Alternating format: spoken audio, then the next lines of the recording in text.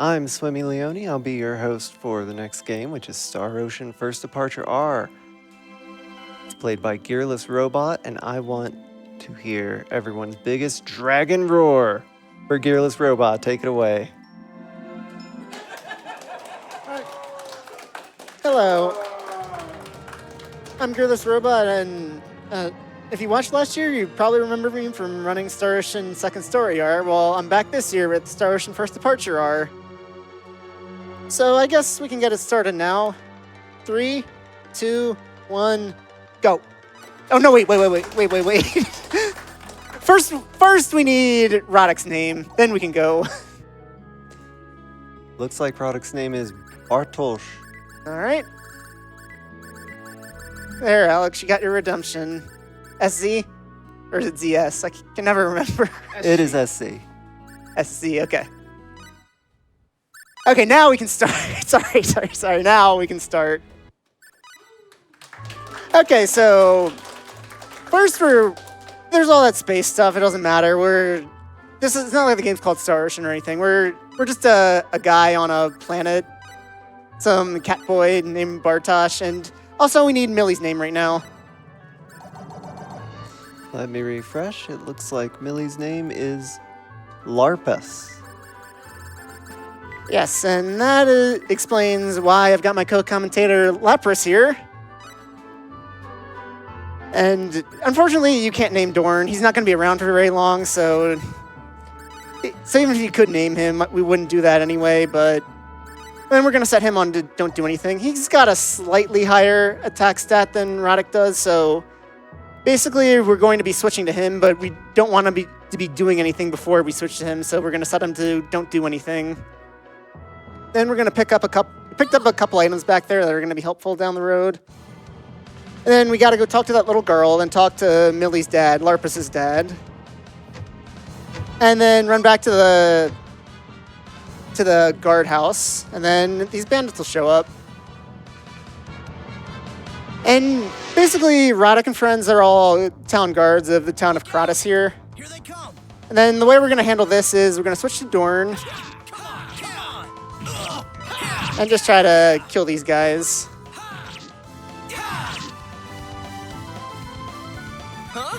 They drop blueberries. It really doesn't matter how many they drop.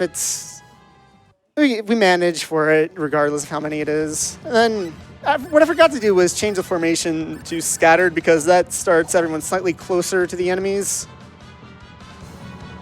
The good thing in this game is, unlike Star Ocean Second Story R, you actually start with every single formation, so you can switch to whichever one is most advantageous to you. So we're gonna switch to Dorn again. Have Dorn beat these guys up. Hope that Bartosz doesn't die down there. He's gonna get a decent HP refill from this level up that he's about to get, so that's good. Basically, we just don't want him to die. Millie has heals, but we don't. Millie's going to rejoin at level 30 at a later point, so she doesn't need the levels, so. And all she really is a healer, so it's just a little bit of extra safety. If the AI plays well, which is kind of iffy in this game, it's still Star Ocean 2's AI, so anything that's not just a pure support caster is a little iffy in this game, but he lived. Now here there's about a 10% chance that you can get an item that sells for a lot of money, but it's really just helpful for the route. It's nothing that we account for because it's so rare. And then another thing I'm doing here is Turbo is allowed in this game, so I've got this like crazy daisy chain thing where I've got an ASCII pad plugged into a GameCube adapter, plugged into one of those Smash Wii U adapters that's supposed to plug into the console that also works on Switch. So yeah, it's this whole insane thing just to get this in. And I gotta remember to also restart my Switch controller, my Pro controller. Because otherwise, I'm gonna have to sit there for a while. Because this doesn't have an R2 button. And in the remake, one of the things they added was that R2 or ZR on the Switch lets you run it twice as fast. So I'm gonna have to constantly switch off between the two controllers. But the mashing in this game is really obnoxious because for every text box that has a voice, the first time you press A, it goes through, it just stops the voices. Then to advance the text box again, you have to press A again. So every text box is actually mashing twice. So both between the fatigue and just me not being able to be as fast as the turbo controller. If the cutscenes are long enough, it's faster to just take the short switching between the two controllers than to just keep mashing it out. So Roddick gets a reward in the twice cooked pork, which is his favorite food, from that little girl. Unfortunately, we're just going to be selling it later because it's more useful as money. And then here you just have to leave and come back. You're supposed to like go out and explore and make sure everything's safe, but basically all the game wants you to do is leave and come back, so that's all we're going to do. And while we were out, a letter came in saying that the neighboring town, Cool, is having this pandemic, the stone sickness, where people are literally being turned to stone. So Martoth, who is Millie's father and the town healer, is going to go over there to try to fix this. I can actually get this to connect. There we go. And this is going to be a cutscene for us, so if we have any early stuff to send it over to the host, we can do that right now.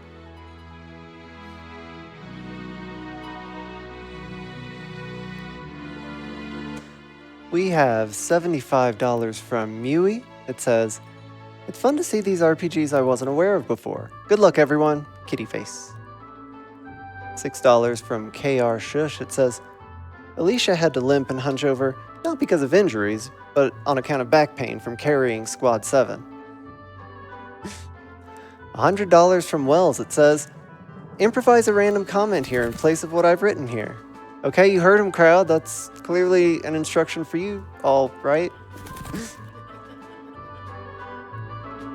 We have time for a couple more?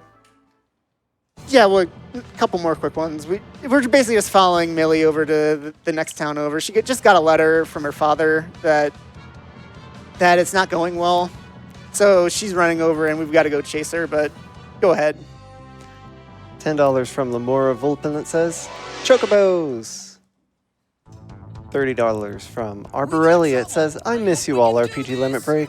But now maybe I can be a character in the run."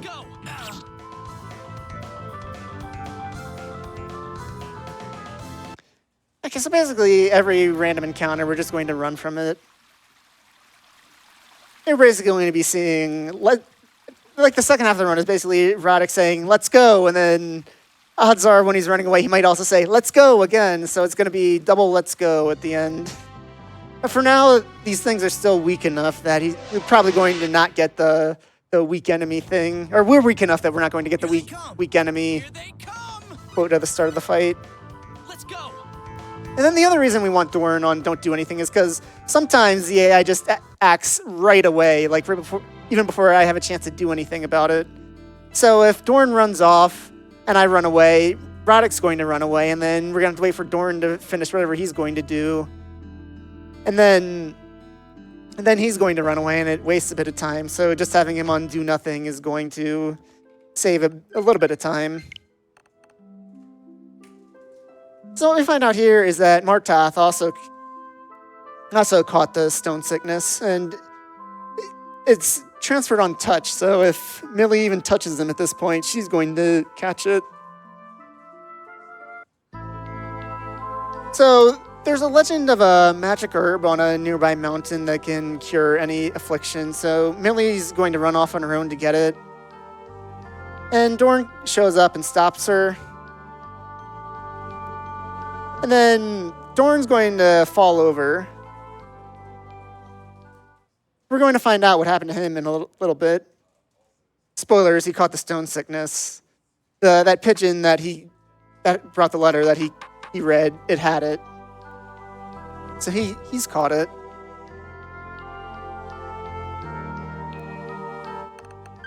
And then we're going to run back over to him. See, this is why he's not nameable. He's not going to be around very long, and you can't bring him back. He's basically just a filler guy, basically. He doesn't have any special arts or anything. He can't learn any talents. Even if you could learn, you could use item creation at this point. And then this whole thing is random here, and you're basically just hoping that you don't get any encounters on the way. Here they come. Let's go. The distance between Kratos and the bridge, and then the bridge and Hout is short, but if you're lucky, you won't get any encounters, but you probably shouldn't count on it. And then while we're here, excuse me, it's called Cool. It's called Hout 300 years ago. We'll get to that in a little bit, but here, this always kind of skees me out. It kind of feels like grave robbing when we're just going around taking stuff from a town that's pretty much completely made of stone at this point. But it's items that we're going to need to sell later to get enough money for what I need to do once we get into the past. But for now, we're going to climb Mount Metorx and hopefully get the Metorx herb that can cure everyone. Let's go. That was a annoying encounter. We do have that resurrection bottle just in case.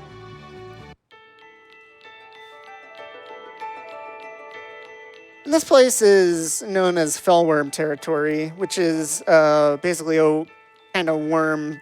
Yeah, basically that thing. And now we're in a couple forced encounters with these guys. So basically it works the same as all the bandits. We're just gonna beat them up. Switch to Dorn, beat them up. Hope Roddick doesn't die. And this will get them both 2 levels. Nice for Roddick because he's actually going to be around the whole game. Dorn, he's basically just here for some extra damage. Any level he gets is pointless. And then the Fellworms also are really obnoxious with their egg laying, and we gotta wipe the eggs off. And spoilers, they do not do a good job of it, as we'll find out in a little bit. Retreat! Let's get out of here. And another thing about this mountain is that in a little bit, I'd like to call this Host Mountain. Not this time, but we're going to be climbing this mountain a lot. And that is, every time after this, when we're climbing this mountain, is when I'm going to be sending it over to the host. So we're going to be calling this Host Mountain from now on. We got trouble.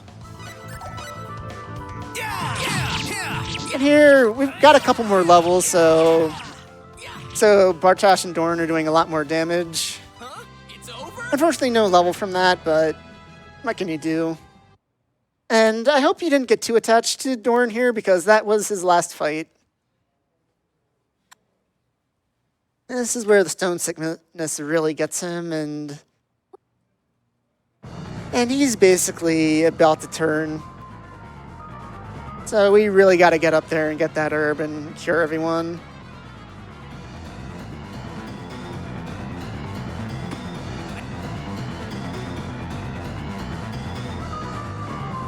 So the top of the mountain is just up that screen there. I don't have too much more to go now. And then there's a movie that we can skip, and this is going to be a lot of cutscenes, so I'm switching to my turbo controller right now. And basically what happened in that cutscene is these 2 people just appeared in a beam of light. And as you can see, we've been playing as these people with pointy ears and tails. And we've basically been playing on the planet Roke. It hasn't been called it yet, but it's Roke, and these people are Felpools. Those 2 people there are humans. Yeah, that's right. In this game, we're the aliens, and they're the non-aliens. So basically, they said that they've been monitoring this planet based on the stone sickness, and that the herb isn't going to fix anything, but they might have a solution for it. So they're going to have to beam us up to the Calnus and take a look at Dorn, and maybe they'll be able to fix this. And then they also said, this is where they introduced the Underdeveloped Planet Protection Act, the UP3, where Technically, Earth is not allowed to interfere with undeveloped planets like Roke, but Roddick and his crew just happened to come across the humans, so they're basically, yeah, you can either leave and pretend this is all just a dream or come up with us, and they decide this is their only hope, so The floor. It's moving. they hop up there. And that door back there opened by itself. And if we've got anything else at the donation station, or I've never seen if anything we've got like anything this else for the before. host to read, go ahead. Thank Gonna- you. We have a $25 anonymous donation. It says, I'm a simple man. I see Dog Dungeon, I donate towards it. Keep up the good work. I'm That's a really good at reference to our later run of Landstalker, The Treasures of King Knoll. Get your donations in if you want to see the Dog Dungeon. Better hurry then.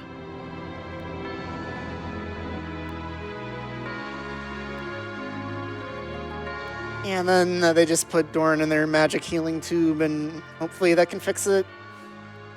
Ronix, I'm probably going to mix these two up a whole bunch because their names sound so similar, but Ronix, the captain, is saying, hey, Ilya, give them a tour of the ship. And she has not officially joined yet, so there is still time to get your donations in for her name. And as you'll find out, the Kennys basically flaunt the UP3 a whole bunch in the series. In fact, in Star Ocean 6, there's a point where some guy, the Kenny in that game, gets confronted by someone else. Who do you think you are? The Kennys have made their name flaunting the UP3, and you're gonna lecture me on on not flaunting the rules, something like that. So basically, you go down to the airlock, and then you go back up, and we're going to get into another fight with the Fellworms. Like I said, they did not do a good job of cleaning the eggs off. So now we're going to have to fight them. We're going to keep Millie in the party here, because both because it takes time to take her out, and because since it's solo Roddick, This looks tough. it's nice to have a little bit of extra safety. I think he would gain a level here if we took them out, but the extra level does nothing for him right now. Boy, they It's were weak. over? And I think there's two lore reasons why Ilya doesn't join in on that fight. First off, because eventually you'll find out a reason why she has to switch to using her fists rather than using laser guns or whatever. And second off, when the Fellworm hit Roddick, it made him bleed, and apparently one of the special things about Fellpool is that their blood is at a wavelength that humans can't see. And you'll find out later that that's the reason why the enemy is actually released the stone sickness on the planet, to basically try to turn them to stone to harvest them, to make a ship material that the humans can't see. But you'll see that in a little bit. And here, the doctor's saying there's nothing he can do, but then that if he can find the original host of the disease, he might be able to synthesize a vaccine from it. So they're basically going to meet the Lizonians and try to bargain for the original host for them.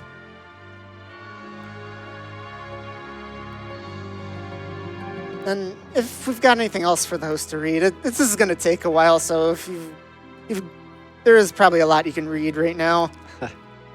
Thank you. We have $25 from Nathan. It says, if I donate $25, will that make Dave Rubenstein fire Mark Elias? And $10 from Pidge01 that says, hi from the social media desk. Nice hat, Larpus. Wishing good luck to GearlessRobot from all the way up here in the home city of the other AL East Bird team. Yeah, they're doing a little better than the Orioles. I'm sorry, Lapras, for for saddling you with Orioles fandom. It is not going well.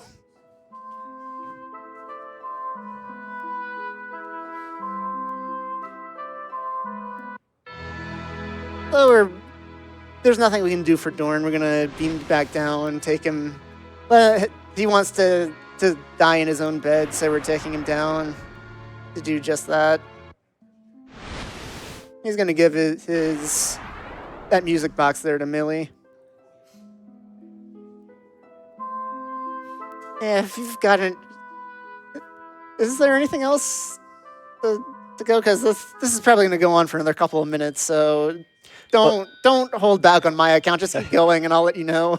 Well, I did want to call out that we still have not named Ilya, Mavel, or Ronix, right? Right. Right. So all of those bid wars are still open, and if you want to name any of them, you should try to snipe it. Ilya is going to close at the time that all these cutscenes end, by the way. So Okay. And Ronix and Mavel are going to be a while, so you've got time for them. and how long are these cutscenes going to last? Keep going. I'll let you know. I just meant for the snipers trying Probably to win the bid war. probably like 4 or 5 more minutes. Mm. So I need last minute donations. Now's the time to get them in. I can make a bid war for Ilya.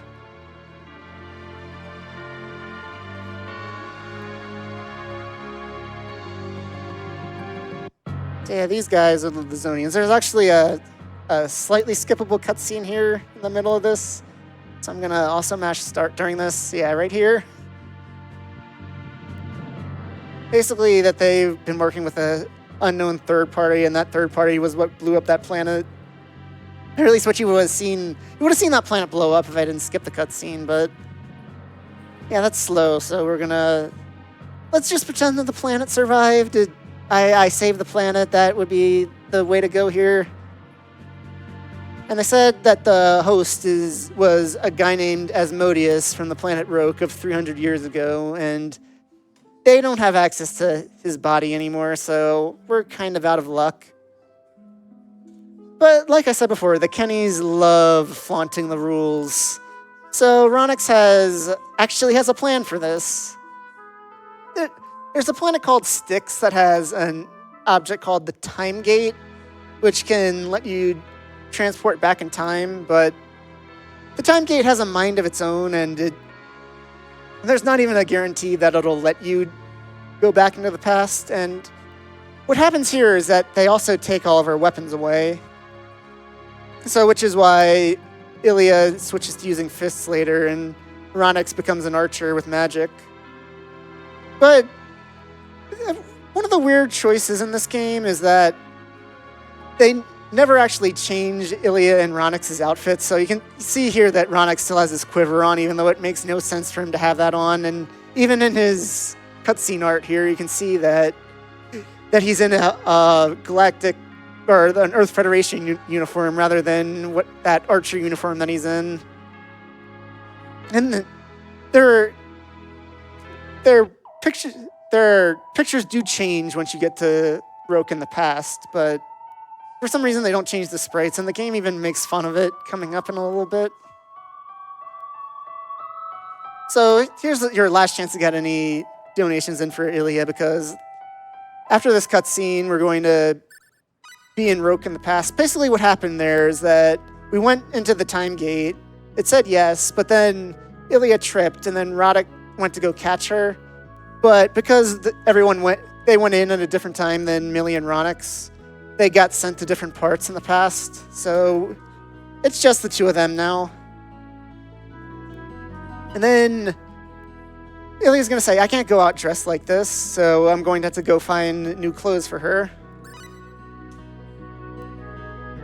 And coming up is going to be a pretty silly cutscene once I go get the clothes.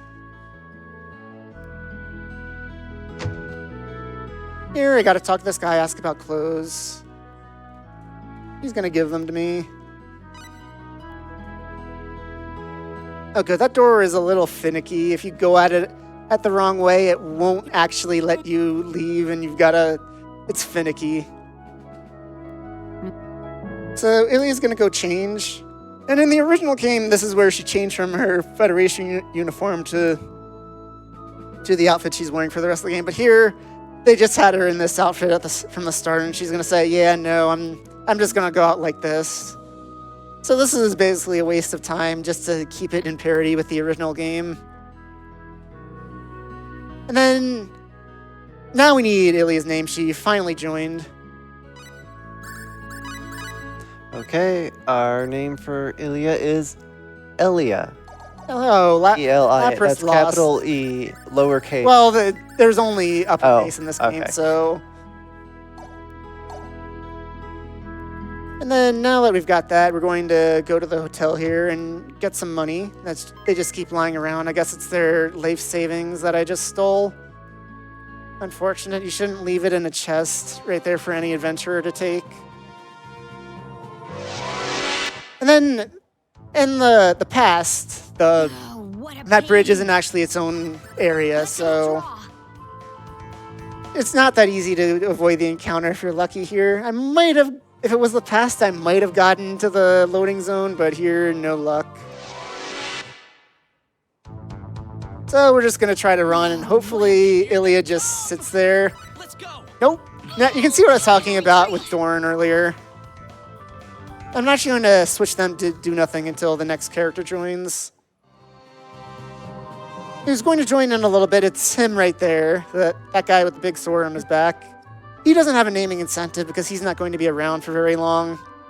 I figured it'd be kind of rude to set up naming incentives for Cius and Fia, and then, oh, they're around for like 3 minutes each.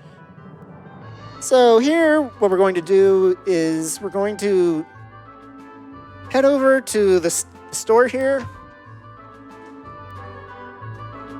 and find out that we need a permit to get to the next town, the port town of Portmouth. First off, we're going to buy the first 3 skill sets here. Then talk to Badam here. Choose to I'd like to talk. And he's got a job for us to go to Portmouth, and he'll give us a permit to get in if we do his job, but he's like, you guys don't even have any weapons. Come back and get some weapons and I'll let you do this. So we're actually going to go over here, which is the only weapon shop in town. And this guy just sells junk, but joke's on him. We're telling him we're going to buy it, but we've only got 10 full on us. He wanted 20. So who's ripping off who here? But Cius here says this stuff is junk. It's not even worth trying to buy it.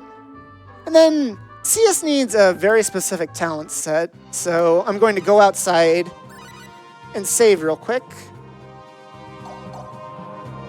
And if Cius doesn't have the talents I want, I'm going to reload. But now we don't have a weapon, we're just going to go back to the guy and tell him, well, please let us come along. So we show up and he's like, sorry, I gave the job to that guy over there. He's got a big sword. You've got nothing. So, but Cius is a nice guy, so he's going to let us tag along with him. And he's also going to give me a long sword.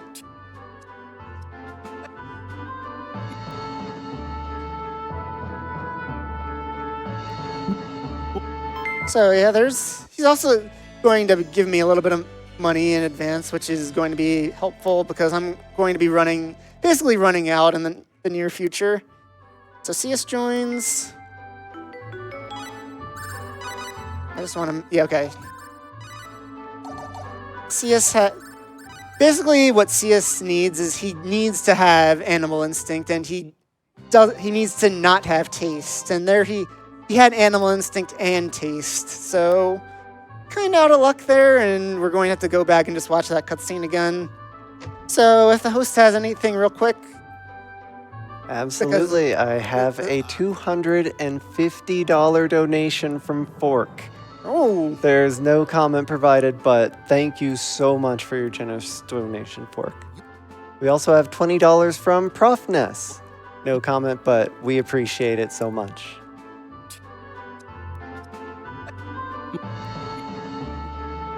Yeah, you can see there how I can hear like them starting to talk because I'm not optimally mashing there. And like I said, it's basically you've got to mash twice for every text box, because one to make them stop talking, one to actually mash through the text box.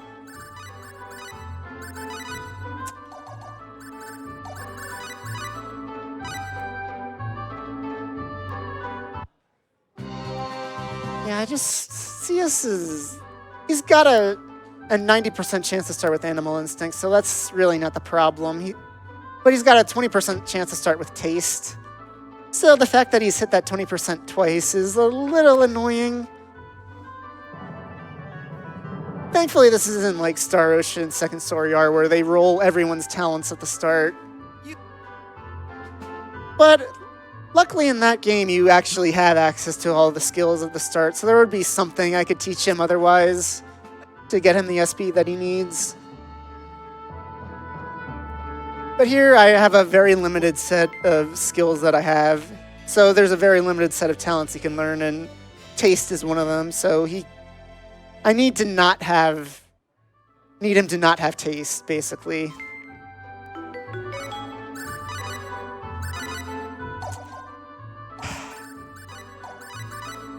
Didn't realize we were dealing with Master Chef Cius here today.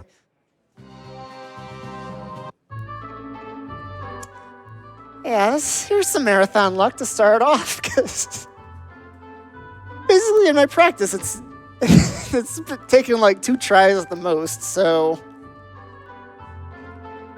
let's pray for an untalented Cius. Except for Animal Instinct, he needs to have that. Because then if he doesn't have that, there is a second option, but then you're flipping the Fia coin, the 50-50 that she has it. And that's an even longer cutscene than this, so it's better to just sit through this multiple times and just keep hoping. They see us, don't learn Taste. I need you to learn Taste later, buddy.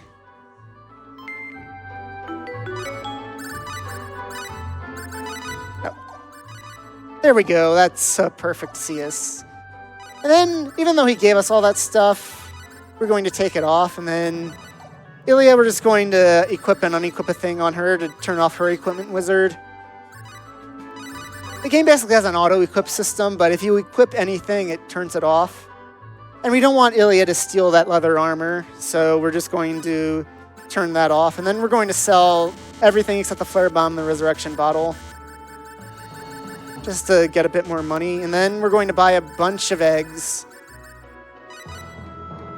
Gotta get them now 300 years in the past, because now they cost way too much. And then basically we're going to just buy enough eggs until we're left with 1600 full, because we need exactly 1600 full to buy the next thing in the next town. We better get serious about this. And then the runaway system in this game is level based, and it's based on the average level of your party. So the reason I took Radek and Ilya out of the party is because they lower the average level. They're both level 5, and Cius is level 10. We better get serious about this. So with Cius here, with solo Cius, he's going to run away instantly. If I had Radek and Ilya there, it would take a bit longer to run away. So Cius is basically here just to run away. Any Cius fans, this is basically the point in the run where he's in charge, basically. It's his starring moment. In a casual run, he's actually a really good party member, but here it just takes too long to actually recruit him for real. And as I said earlier, this is Host Mountain, so if the host has anything to read, go ahead. This is your mountain. Indeed, we have $250 from Cromwell. Oh, thank you, Cromwell. It says, "Meow meow. I wish we could have pizza tonight. I'm watching from behind the sofa." Aww. And I have to say, the camera's zoomed in such that can't quite see that there is someone off on the side. So that was not submitted by a ghost. We better get serious about this. Run away! Run away!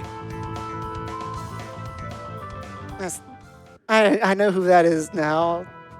Last year I had a pretty good idea of who that was, but I wasn't sure. But this year, yeah, I know, and they made it clear who it was this time. And thank you again. Thank you so much. We better get serious about this. Let's get out of here! And this is just Cius, solo Cius, running away from enemies, trying to get through this mountain. And good news is we're almost through. We better And get also, serious good news about for this. anyone watching is that we're about to turn the encounter rate down by a bit. I think it's 50%. I haven't actually seen the data behind this, but I've read that it's 50%, so I have no reason not to trust it, so we'll go with We that. better get serious about this. Run away! Run away!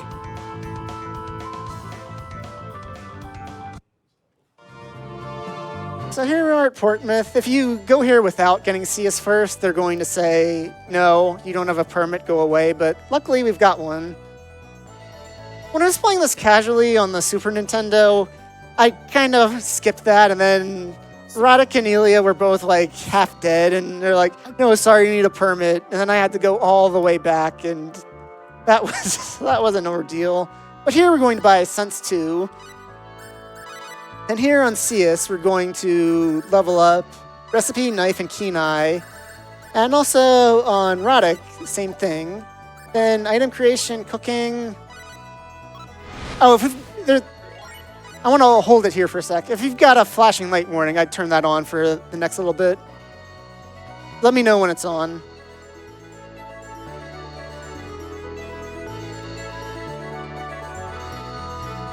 We're good? Okay. Basically, we're going to try to keep making stuff with eggs and dairy until he unlocks taste. There it goes. He's got a 30% chance of unlocking this. And so does Roddick, so there we go. And then here we're going to just mash Danger Radar until it gets to level 10. And then here we're going to put 3 levels into Determination and then 3 levels into Purity. And then absolutely make sure we turn Scouting on with CS. Then go here, buy Combat.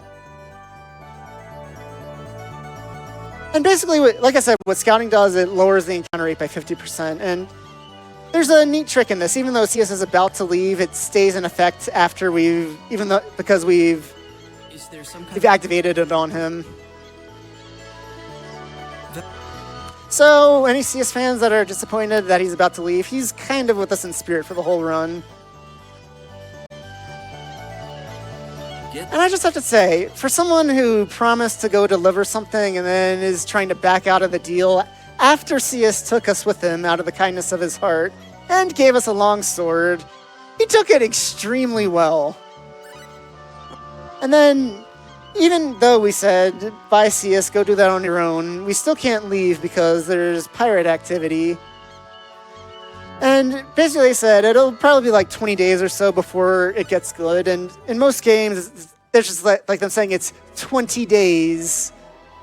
But here you can actually stay at the inn 20 times and the pirates will go bye-bye. So that's what we're going to do. It's actually I'm actually really enjoy this feature that you can just say, yeah, I'm not going to deal with those pirates. Forget that. Let's just stay at the inn 20 times. And then I never explained what Purity did, but what that does is that I think we're at 3. I lost count. Roddick's going to say, hey, it's good to go when we're good to go, but I'd like to keep count anyway. But basically what Purity does, it gives you money. So by putting those 3 levels in Purity, we had enough to buy that combat skill and to also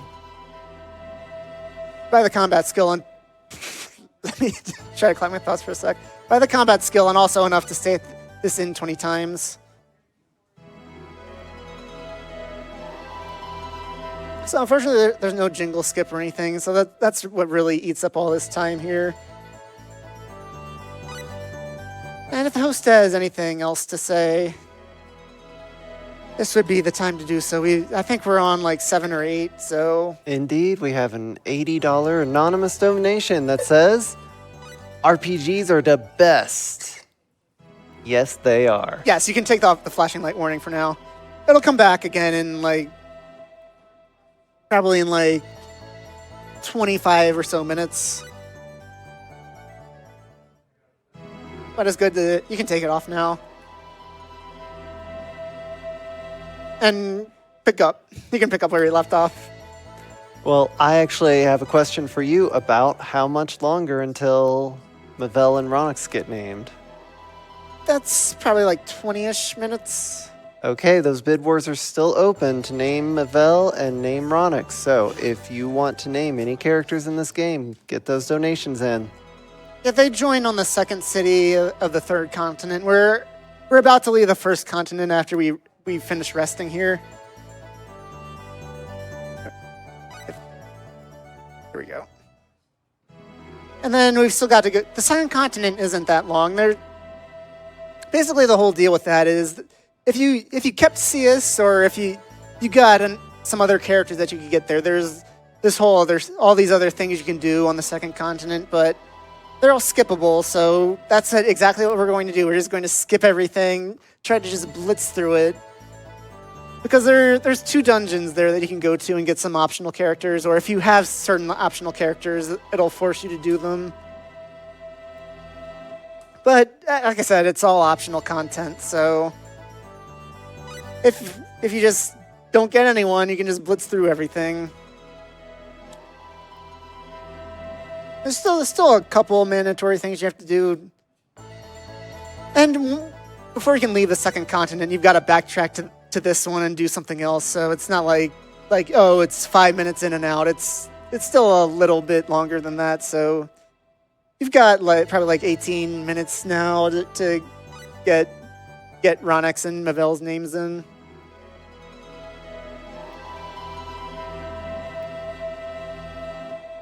Yeah, it's just sleeping in a hotel. That's what we're all doing here. This is us, except it's a 20-day-long marathon instead of a 7-day-long marathon. Just imagine a 20-day-long RPG limit break. The staff probably all recoiled in horror when I just said that.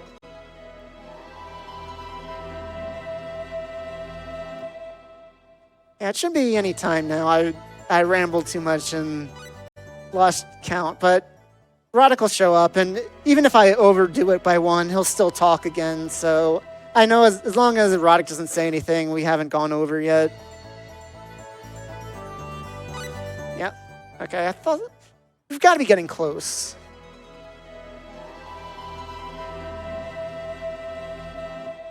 Really just trying to fill time here. There we go. I said it opened up, so switch back to the other controller.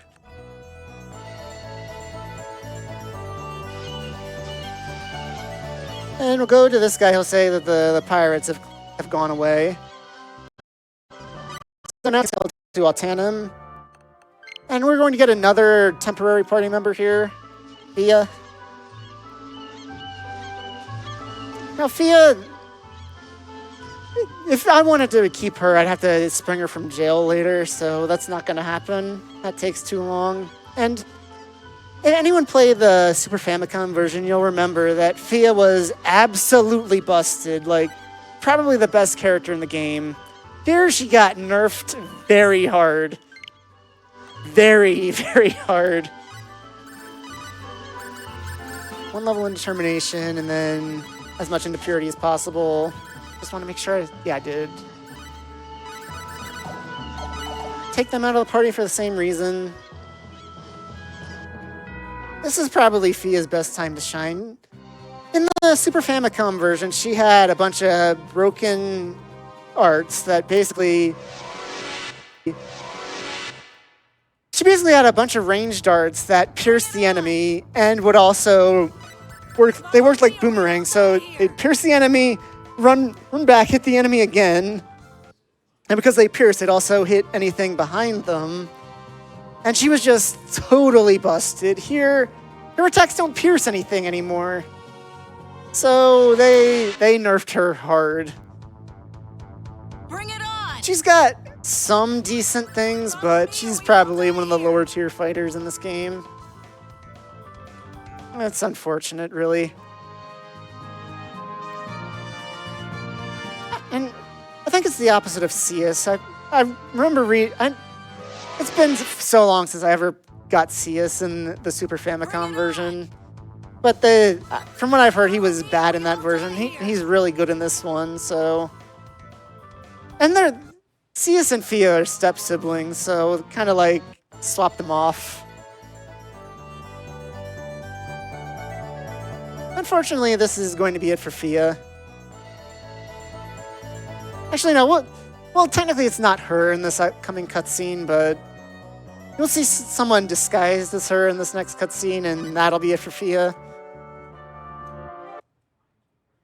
Our Lady Fia, it's unsafe to be by yourself. Yeah, this is another one of those like on the Calnus where you actually have to listen out to the voice acting. This is part of the optional stuff that happens if you have Cius, if you spring Fia from jail, or if you get another character in Tatray named Ashley. But if you get any of them, you'll have to go through the Tatray Caves or Astral Caves, one of the two.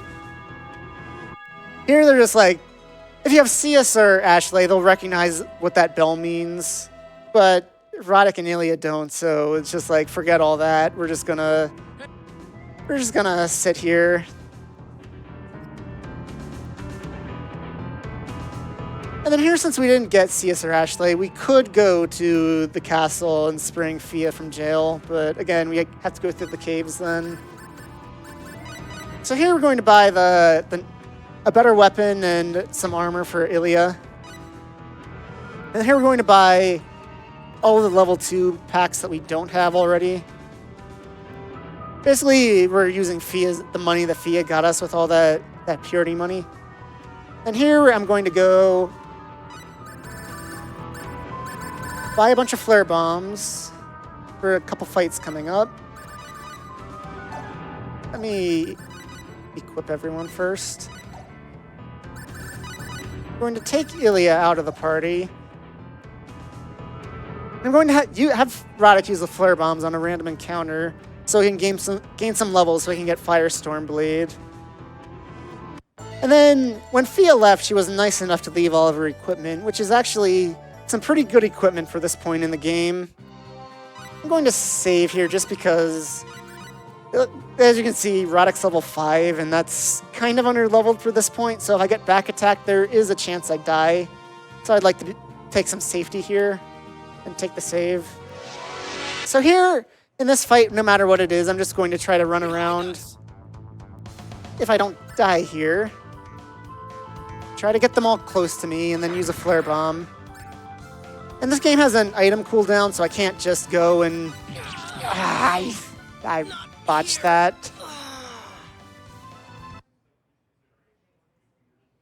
What was supposed to happen was I think what happened was I thought that it was back on.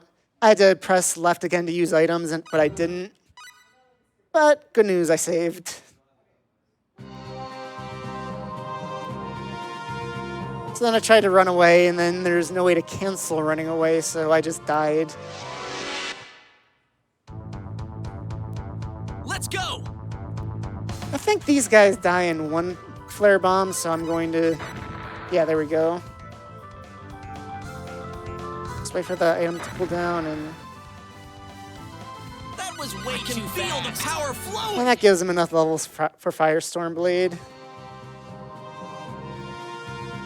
That's really only going to be useful for one fight, but it's really useful in that one fight. And here, if I get a decent encounter, let's go. I'll take this just to get a little bit more. If he's level 9, he's got a better chance of running away. Or he'll run away a little faster in the next part. Wish they could have lasted longer.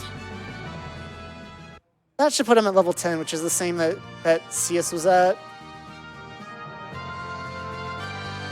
And this is the last town on the second continent, but as you can see, we just kind of blitzed through it. We kind of ignored all the content there. It's just like, yeah, doesn't matter. Let's just go and try to find Millie and Ronix again. But unfortunately, now we're getting to a point that we can't just ignore. Ilya's going to say, I want to see what this is, and we can't say no. We've got to go all the way back to basically the beginning and go see that. Luckily, we don't have to backtrack on this continent.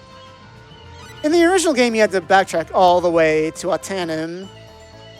But luckily in this game, they added it so that there's a shortcut at Trop that you can just go back to Portsmouth from there. Unfortunately, this means we have to go through Host Mountain one more time, and Host, you know what that means. Ooh, Host Mountain, my favorite. We have $5 from Hockey Babbler. Let's go. It says, do you think Felpool go honk shoe or honk me me me me me?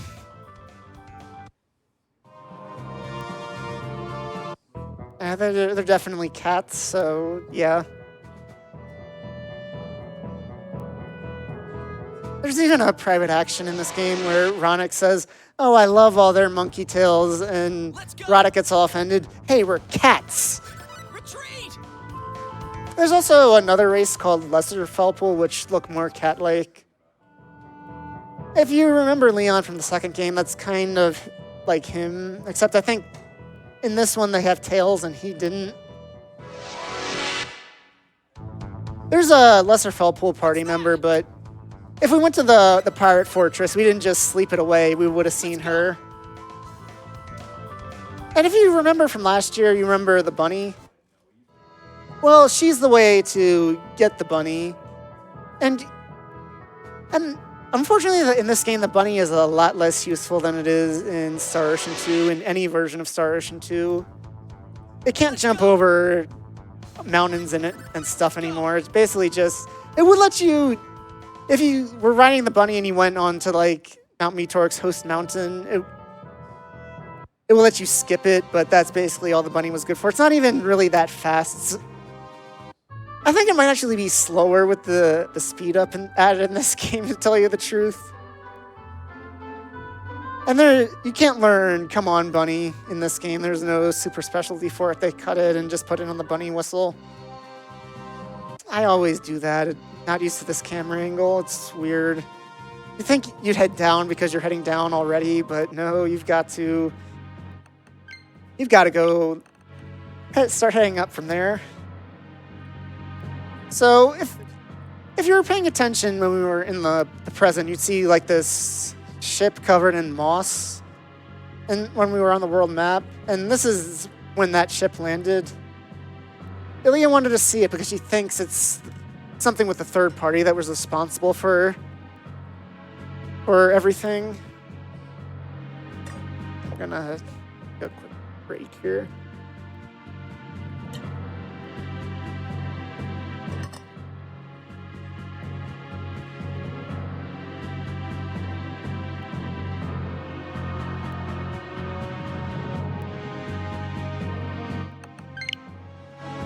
So we just have to go back, see that cutscene.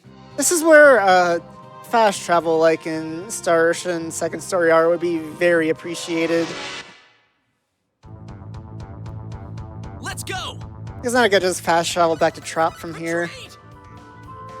There's fast travel to Hout, and then fast travel to Trop, and wouldn't have to go through all this, but unfortunately, they didn't think of that until they were remaking Star Ocean 2.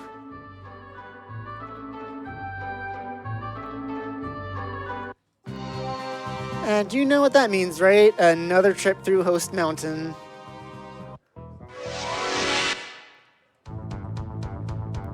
Let's go! Excellent. Let's go! I wanted to remind everyone that we are raising money for the National Alliance on Mental Illness, aka NAMI, which serves as the preeminent resource for people searching for life-changing guidance, information, and support as they navigate their mental health conditions. Their website alone, which is NAMI.org, that's NAMI.org, serves over 12 million unique visitors annually.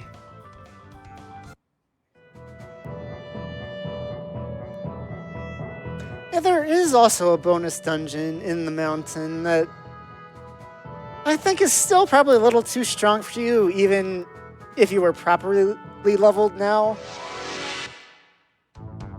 But it's there, but I think I did see a route in the Super Famicom version that dipped in a bit just to get some of the equipment in there. But I think scouting works a little better in that version, where it lowers the encounter rate enough where it's actually safe to jump in there. Here, you'd probably just take the first encounter and die. Let's go. So Let's go. the equipment's good, but it's not, even if it was safe, it's probably not worth that detour. You're not really getting hit all that hard by the time you're finished leveling. Like, I'll buy the equipment, excuse me, in one of the later shops, but this one's not worth it. So now we can finally head to the third continent, into the town of Ekdart. We'll see Millie.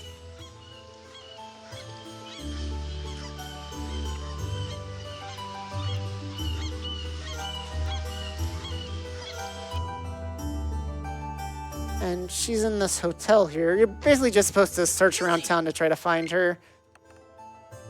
So Millie's going to join, and then we've still got a little bit of stuff to do in this town, and then once we leave, we're going to head to the next town, and that's where Ronix and Mavel are. There's still probably like a 3 or 4 or 5 minute cutscene before they join, so you've still got a little bit of time after we get there to snipe it, but it's coming up, so if you want to name either of them, time is running out. Let me pull up some of the stuff here. It's a little intense. I've got my notes up on my phone, and I'm just want to pull that up real quick.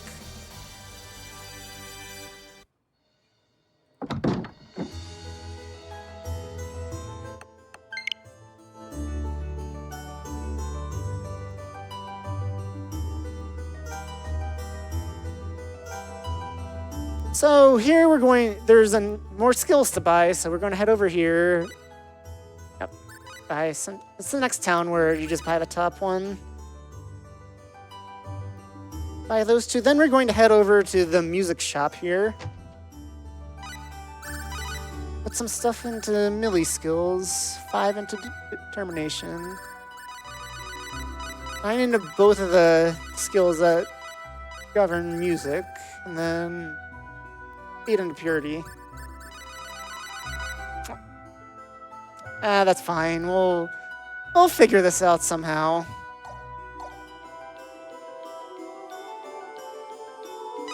Went a little too far there, but whatever. Millie's got a little bit of extra SP than she actually needs, so we're going to buy the violin and then use Millie's new music skills to compose 2 songs for it, which, to her credit, she did very quickly. And then, now that she's learned it, we're going to try to learn one of the talents on her. And then on Ilya, we're actually... Oh no, we don't need that on Ilya just yet, because she random into having both music talents. So let me buy conductor's batons, because I'm going to need them. You can't actually buy... That's sort of the one item creation related thing that you can't buy in the next town, so I have to stock up here.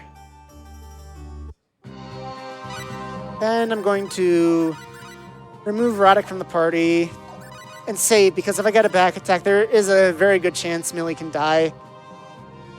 And that... You saw what happened when I died before. There's no backup. You just gotta load your last save, so if Millie dies... And I haven't saved in a while. We got to do all that stuff over again. Luckily, it didn't happen. Let's get out of here!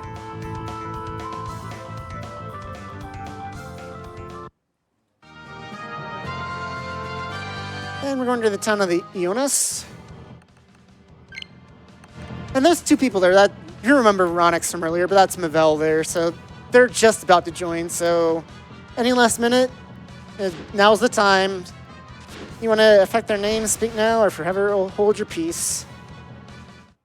Let me try to move my phone a bit closer. It's not the best angle there. I guess I can move the keyboard back. I'm not using it.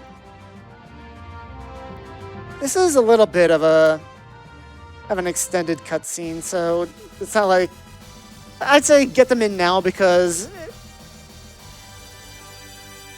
you don't want to get caught. Oh, it didn't get caught by the last refresh. I donated and now I still lost, so you might want to get it in now. And then, so we all meet up at the bar, try to figure out what our next move is now that we're all back together. And this is where we find out one of Ilya's character traits, where she really loves her liquor.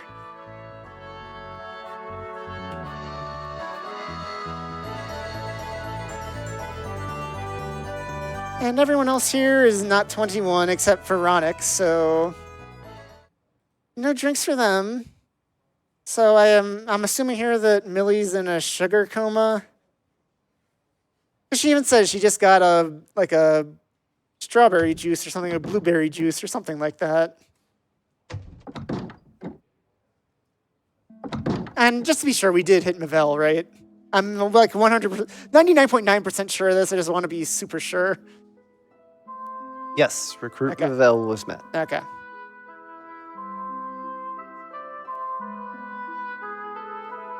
So in a normal run, Mavell, she basically, like I said with Fia before, she was one of the best characters in the Super Famicom version. But instead of nerfing her into the ground like with Fia, they just kind of mixed the usefulness of her arts around.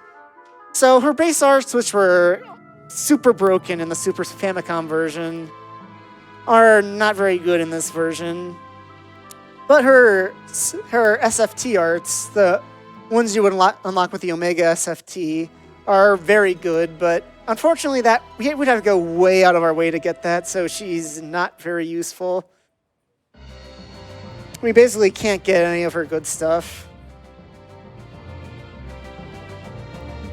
So in a regular run, you just say, no, we don't need you, because she adds a bit of time and some cutscenes later where I'll point them out when we get to them. But I figured, hey, it's a marathon run. She's right there. Let's bring her along. And then now I need Ronix and Mavell's names. All right, last refresh. Ronix first. Ronix is Booper. Okay. Seems like it's a classic Kenny name because that was Claude's name last year. And Mavell? And Mavell will be Velma. Velma.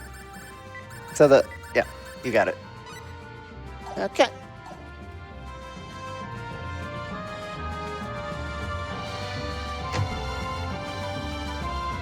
Okay, you go here, buy that. Then we're going to be doing a bit of item creation here. I won't want to let's preemptively put the flashing light warning back on. It's not going to start just yet, but let's put it back on now. Ronix 5, determination. 10 in both music.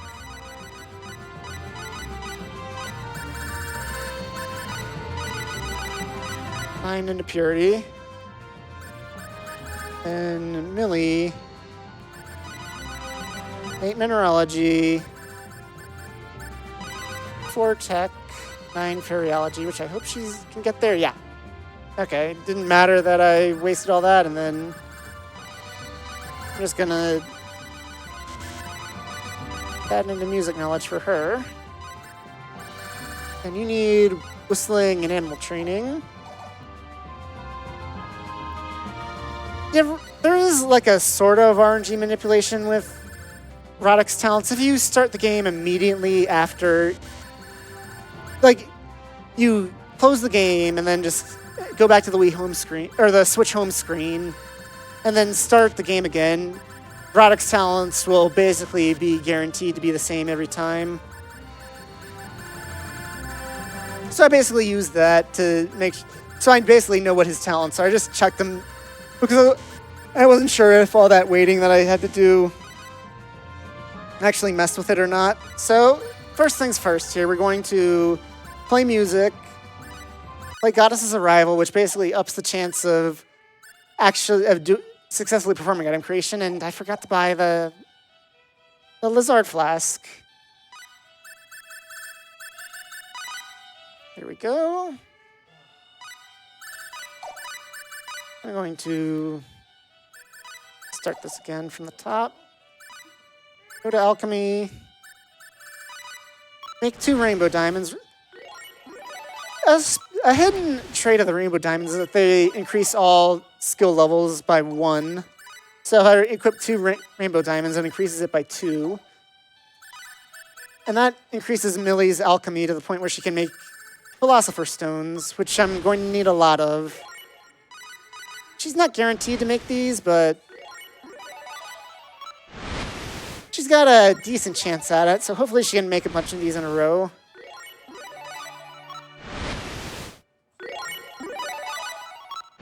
I don't think it actually runs off until the town music starts playing again.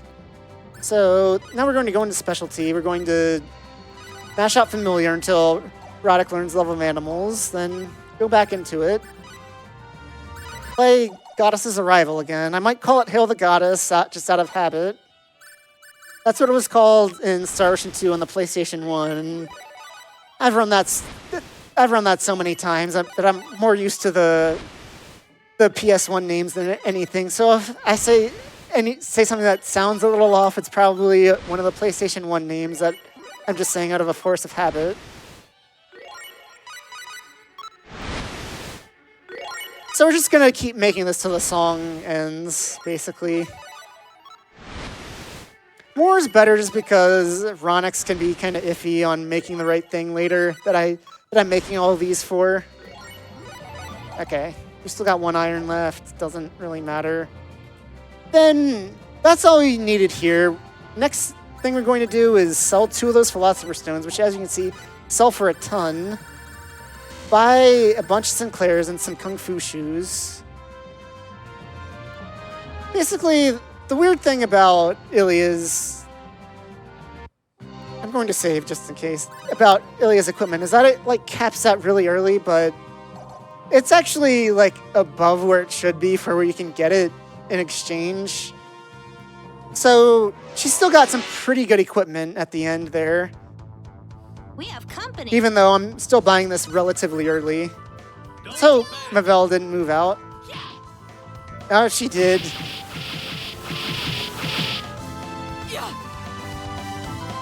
We had better retreat.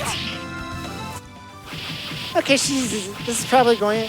Actually, will this kill her? No. Okay, whatever.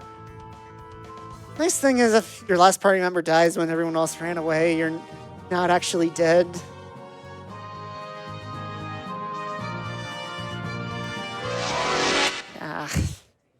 Usually you don't get into 2 encounters on the way there, so I'm getting slightly unlucky.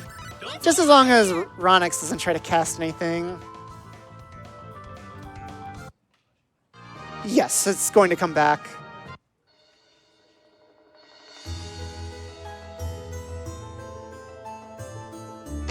Oh, wrong store. We need to go here first and grab some stuff.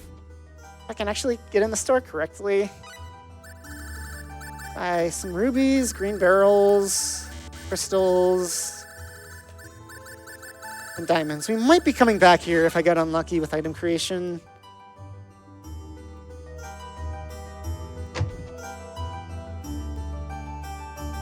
Then we're going to buy some instruments that we couldn't afford earlier. The harmonica, the lyre, and the silver trumpet. Then play... We're not going to need Mavelle up. Wrong menu. Play Goddess's Arrival, and then we're going to try to use that to compose songs for everything else. Come on, phone. Don't... Okay, that is everything we need right now. So now what we're going to do is... Okay, let me check his talents. Okay. Okay. Get that, get that. You... Yeah, okay, she's all set on the same things. And I did animal training, so let's give you that and that. And then orchestra has a bonus to...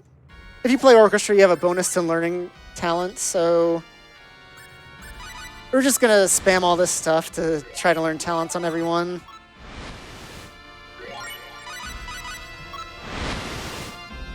So here we're trying to make, there was a bunch of stuff he's got to make with the crystal. Okay, he got nimble fingers. Ring of Resistance is one of those things. And with writing, we're trying to unlock composition on him. These books don't actually matter. It's just he's got something he can make with it. Okay, there's composition.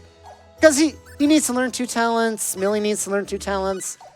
And Roddick needs to learn 2 talents. So she's going to go into crafting. Ruby.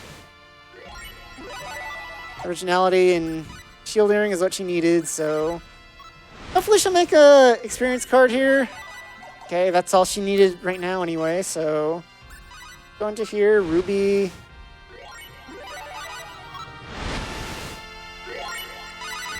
There's nimble fingers.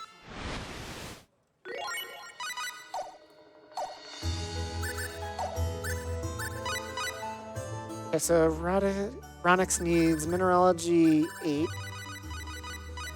And for Detail 8. Aesthetics 8. Millie, Max Sketching. Aesthetics 4. Citation 8. Yeah, I can fix that pretty easily.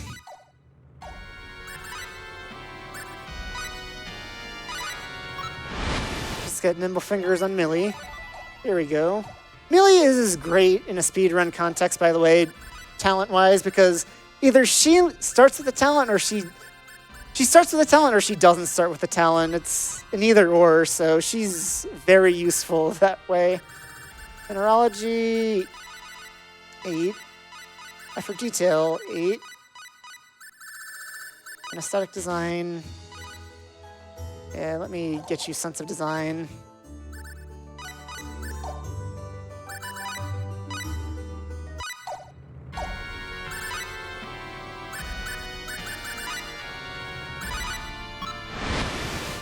There we go. There's Sex Design 4. And then, now that we've learned all of our talents, we can go back to Goddess's Arrival. And then on Ronix, we're going to use all those Philosopher's Stones we made to try to make... And we're going to try to make a Ring of Avoidance, which is going to lower our encounter rate. And then we're going to try to make an Intimidation Pendant and then a Ring of Fusion on him. Okay, he's being nice. And then we're going to try to make a Chain of Might on Roddick. Unfortunately, his level is pretty low, but high enough that we can make that. And then we're going to go to Millie. And then try to make an experience card on her, which there's a lot of stuff in this item pool, so it can take a while. And having Mavelle actually adds another thing to that pool with Mavelle's portrait. So let's just hope to see an experience card. I can buy more magic canvases in this town if I need to, but hopefully it doesn't come to that. Hopefully, CS is all my bad marathon luck, and it comes back to good luck here, but not having such luck so far.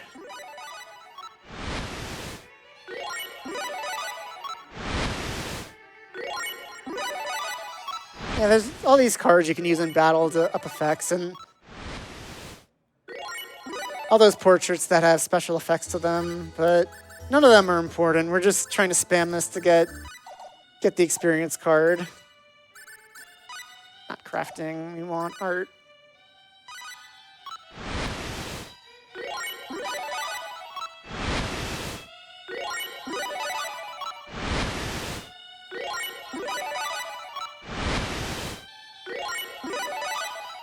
Yeah, in a casual playthrough, some of these items would actually be useful in one way or another. So we're just going to give that a rest for now, and we're going to try to make the Sword of Marvels with Roddick. Basically just keep spamming these things with diamonds and hope that he makes it.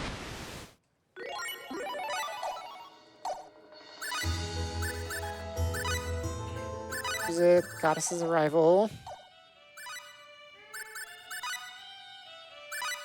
Basically, if you get a higher tier thing, you want to use that because then it's got a better chance of getting you to the Sword of Marvels.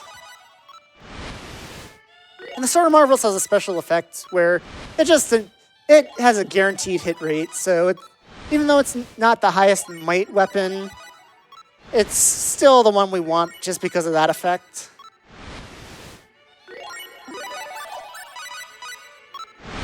So we're just trying to use diamonds on all these things to try to get something good. Which we haven't even gotten the Holy Blade yet, which is kind of annoying. That's why I buy all this stuff. So in case we don't make it.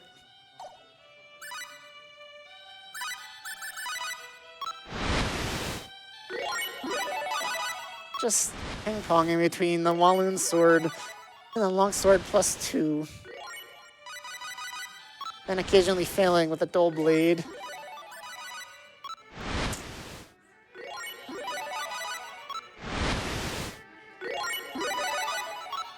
Now I'm out of diamonds. That is annoying. I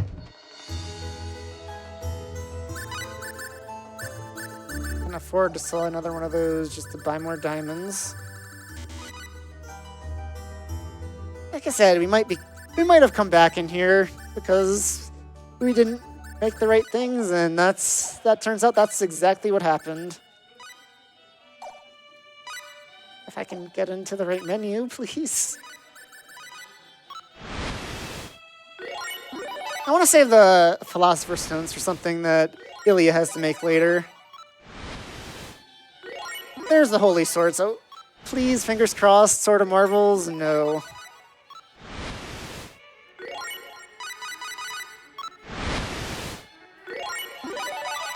It's gonna...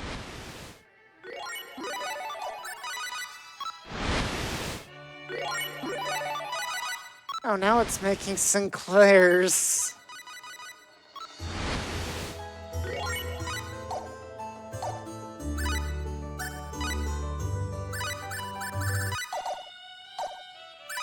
Again, marathon luck.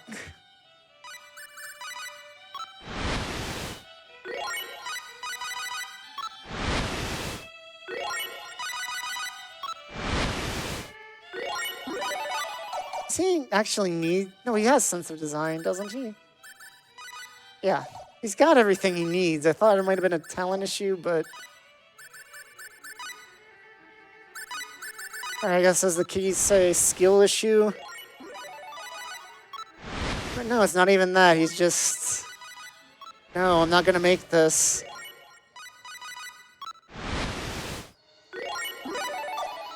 You know what? We've got Mavel. We've got a ton of SP to burn. Oh, she's dead.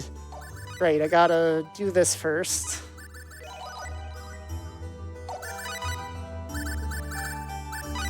Yeah, it's her item knowledge.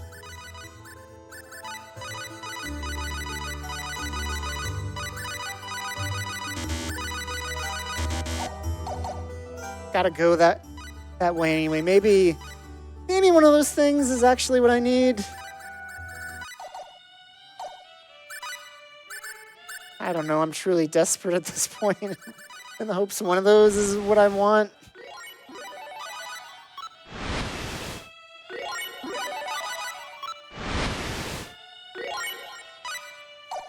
Out of diamonds again.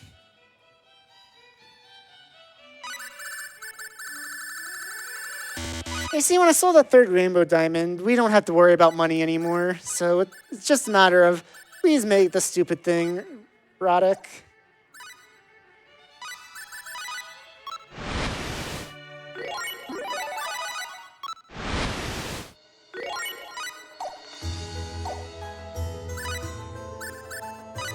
Not you.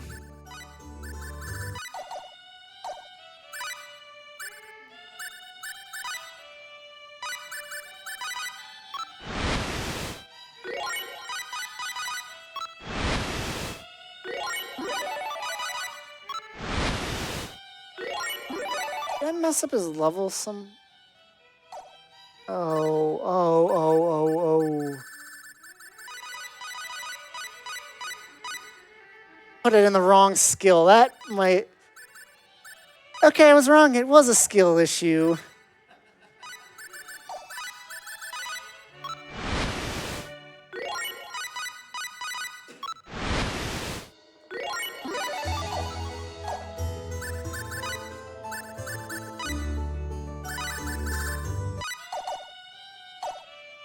So hopefully he makes this soon because I'm running out of weapons.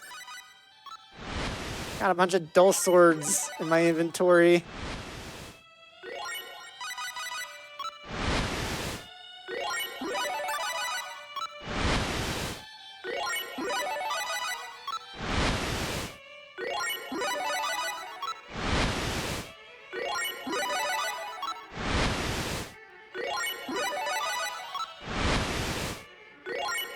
There's the holy sword. Please, please, please, please.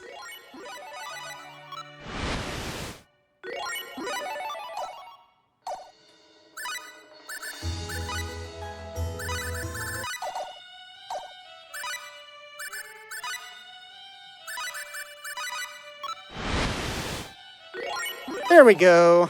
Finally. Okay. Okay, next thing is we need to go here and buy some more magic canvases.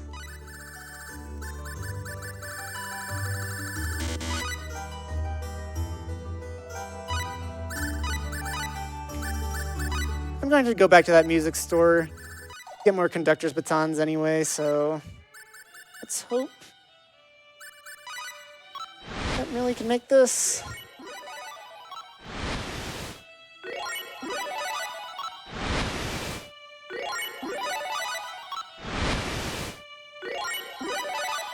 And there you can see Mavelle's portrait, which is added. That wouldn't normally be in the pool, but since we actually have Mavelle, it is in the pool.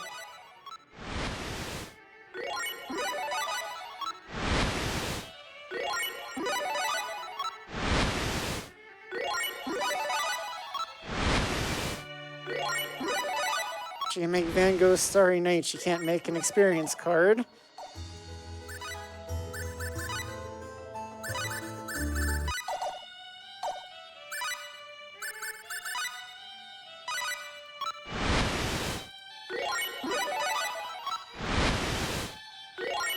There it is. And now we're going to go into replication.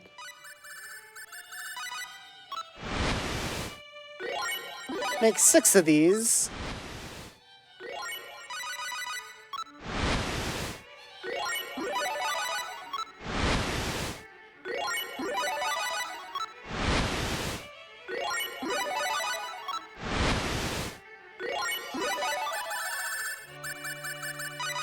Keep the Chain of Might.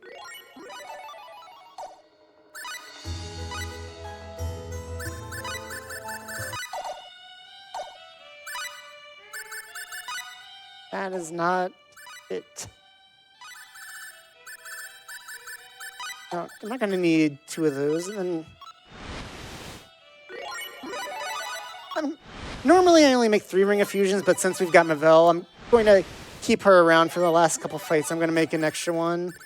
Make an extra Berserker Ring.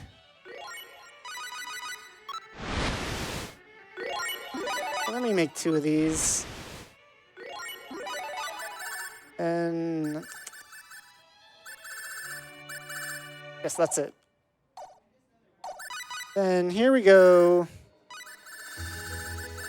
Ring of Avoidance and Intimidation Pendant on you.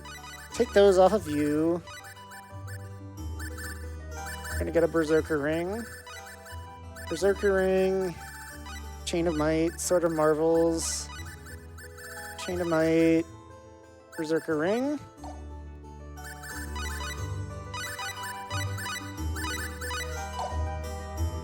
Shuffle the party a bit. Give him Firestorm Blade. Okay, that was rough. Partially, that was my fault, though, so I'm going to save here just so we don't have to do that again in case I get into a encounter on the way. And so basically, now what we're going to do, this is our leveling section. Basically, what I'm going to try to do is force an encounter with... There's a music ability that... I need to go back. I forgot to restock on Conductor's Batons. I'm going to need those coming up, so... So I'd like to remind everyone that we have donation incentives coming up. There are 2 for Aiden Chronicles, a cheat code showcase, and a watch cutscenes incentive. And then later on for Landstalker, complete the dog dungeon. So get those donations in so everyone can see all of that. And you can take the flashing lights warning off. It'll need to come back in a little bit, but for now it can go.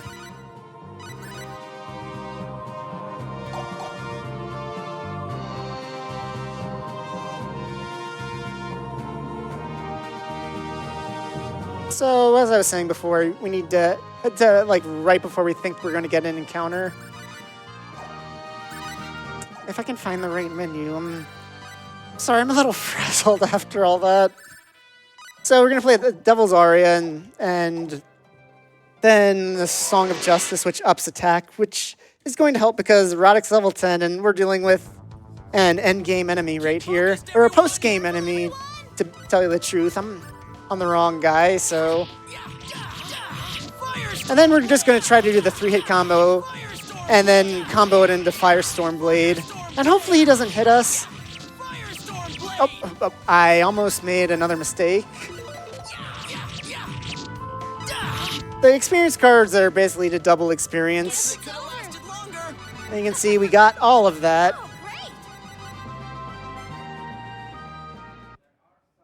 And now from here, we're going to go until I'm going to get into another encounter, which is about here-ish.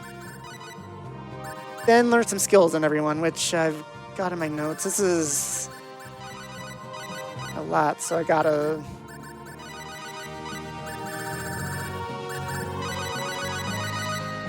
Speed 10, body control 10, power burst as high as it goes.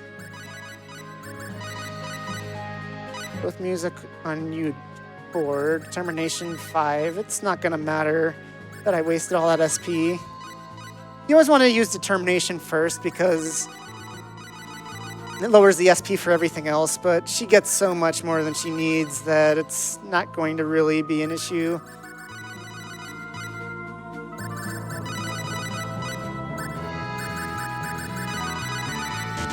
Yeah, she's a little short of what she needs there, but whatever.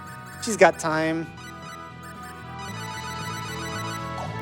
And we want to make sure he has Dragon Roar. This is going to carry us through the rest of the game. Don't close the menu just yet. And I'm going to want to shuffle these guys around. Specialty, music. And perform Devil's Aria, Song for Justice. And this is going to be a different enemy that we're going to level up on.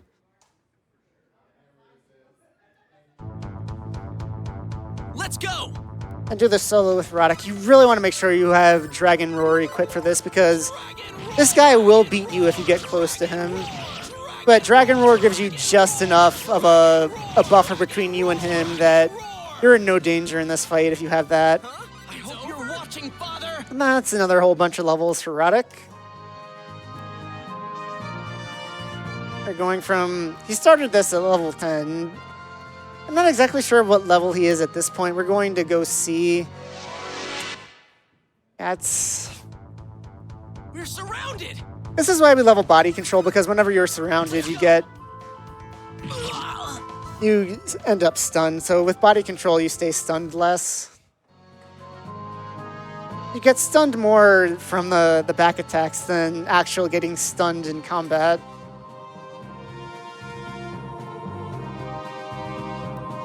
And here we're going to learn some more skills with Roddick. Max Knife, Max Tech, Max Aesthetic Design, Max Poker Face, and then go Mental Science as high as possible. Then go back to Ilya, perform Devil's Aria, Song for Justice again, Same thing as before.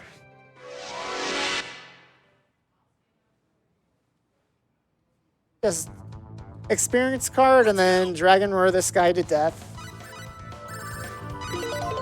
Dragon roar! Dragon roar! Dragon roar! Dragon roar! Dragon roar! Dragon roar!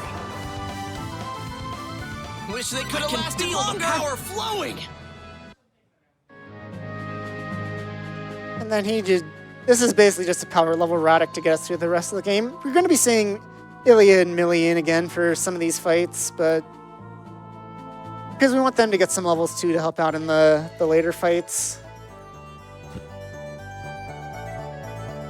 But Roddick is going to carry for a while, so he needs most of the levels. And we finally get to Van City, which is where we need to go to meet with the king to tell him that we're planning to take down the Demon Lord and to get his support for it. And we're not going to get to meet with him just yet. We're going to need, his minister doesn't trust us yet, so he's going to test us in like their basement dungeon. Oh, excuse me, we are going to meet with the king and he's not going to trust us and force us to go through his test in his basement dungeon. So the minister's going to lead us down here. And we're going to go through the second door.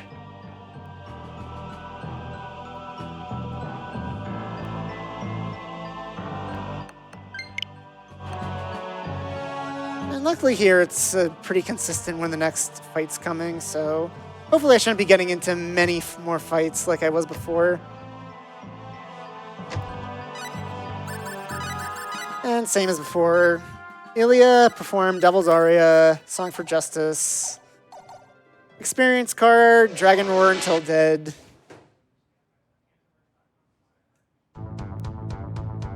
Let's go! Dragon Roar! Yeah, this guy is also annoying. He can do that. Dragon Roar! Just trying to hope he doesn't, and then you can Dragon Roar him to death. Dragon Roar! Dragon Roar! That was way too fast. I can keep this up. Oh, I forgot to put all the skills in. Shoot. That's fine. We'll be fine.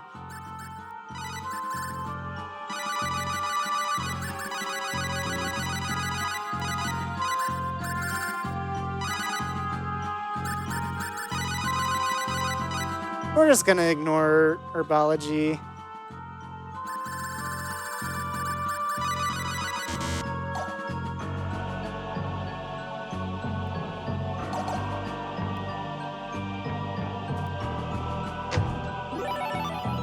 I'm gonna take a save here because this next boss can paralyze you, and in this game there's two statuses that are basically death, and it's paralysis and petrification.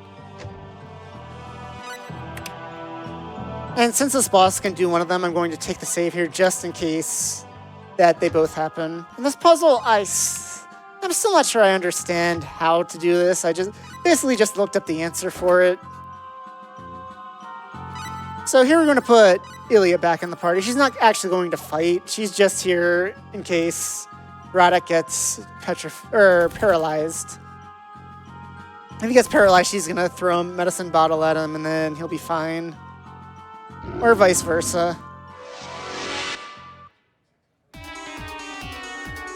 Enemies! We're surrounded! Dragon Roar! Dragon Roar!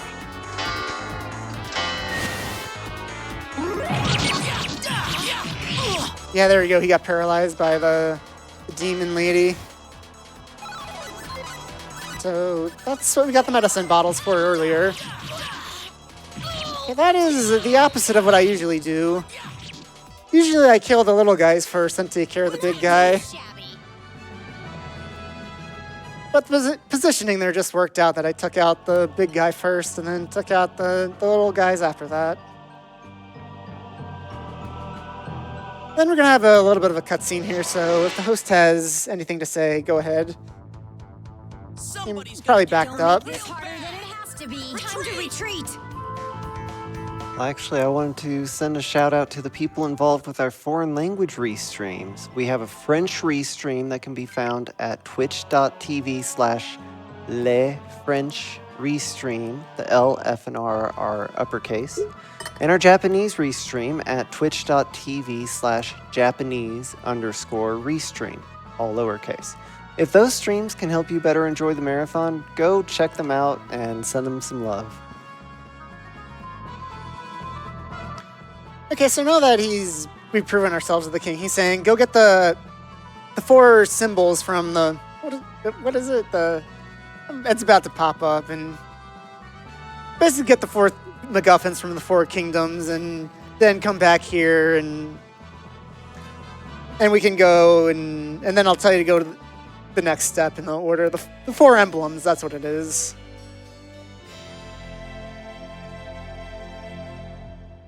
And get used to seeing the Van Kingdom, because we're going to be coming back here a lot.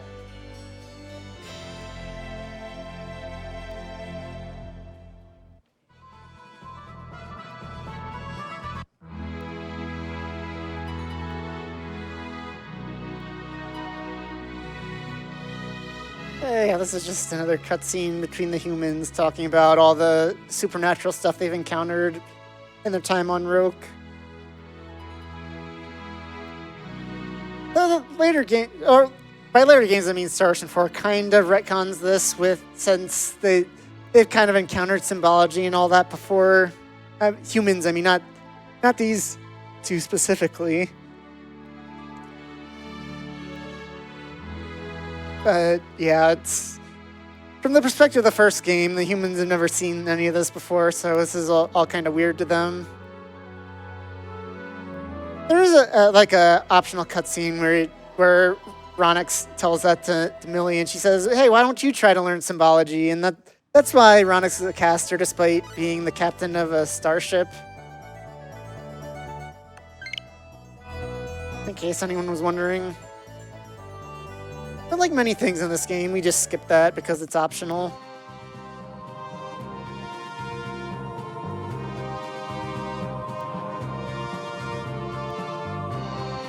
So there should be another fight coming up pretty soon, so I'm going to add Millie back to the party.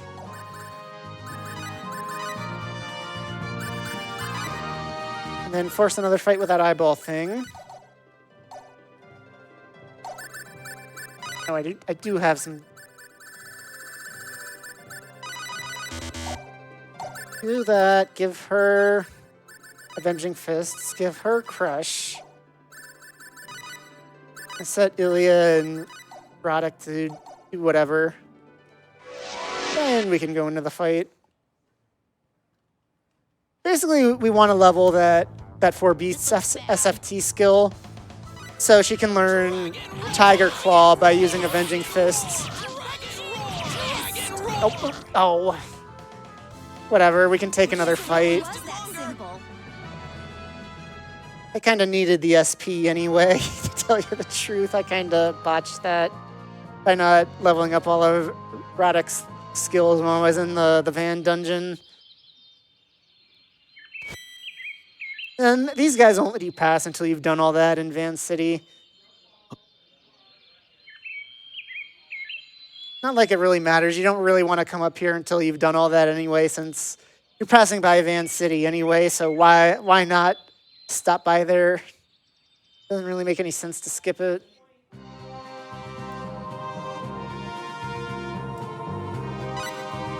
So here let me max everything that's supposed to be maxed at this point that isn't.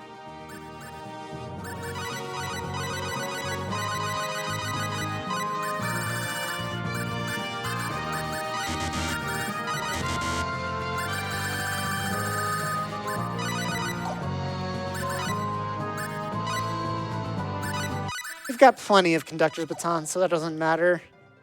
And I skipped the fight. We're gonna leave Millie in the party too, though I don't really think she needs any more levels. This is just to get us kind of back on schedule. Dragon Roar! Fist! Dragon Roar! Dragon Roar! Fist! Guess it really was that simple. Okay, there we go. Now we've got one more fight to go. We're going to take Millie out of the party for this one. She's hit whatever level she needs to be at.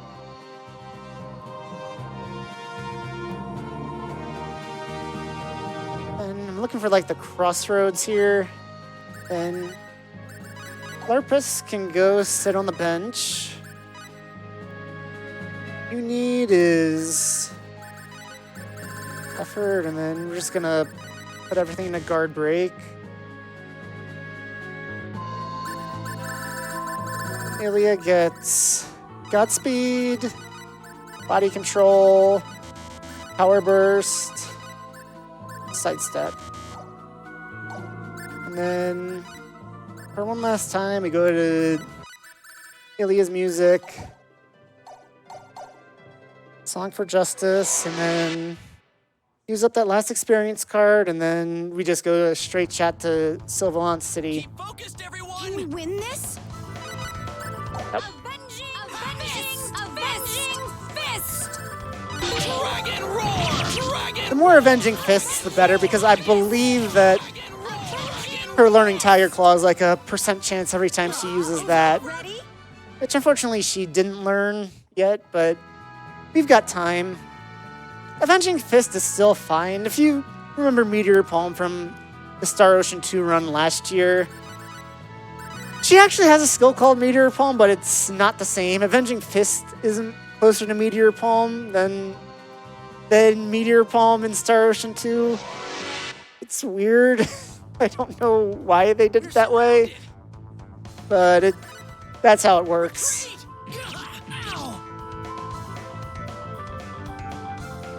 Some silly translation error. You have to, or maybe not even error.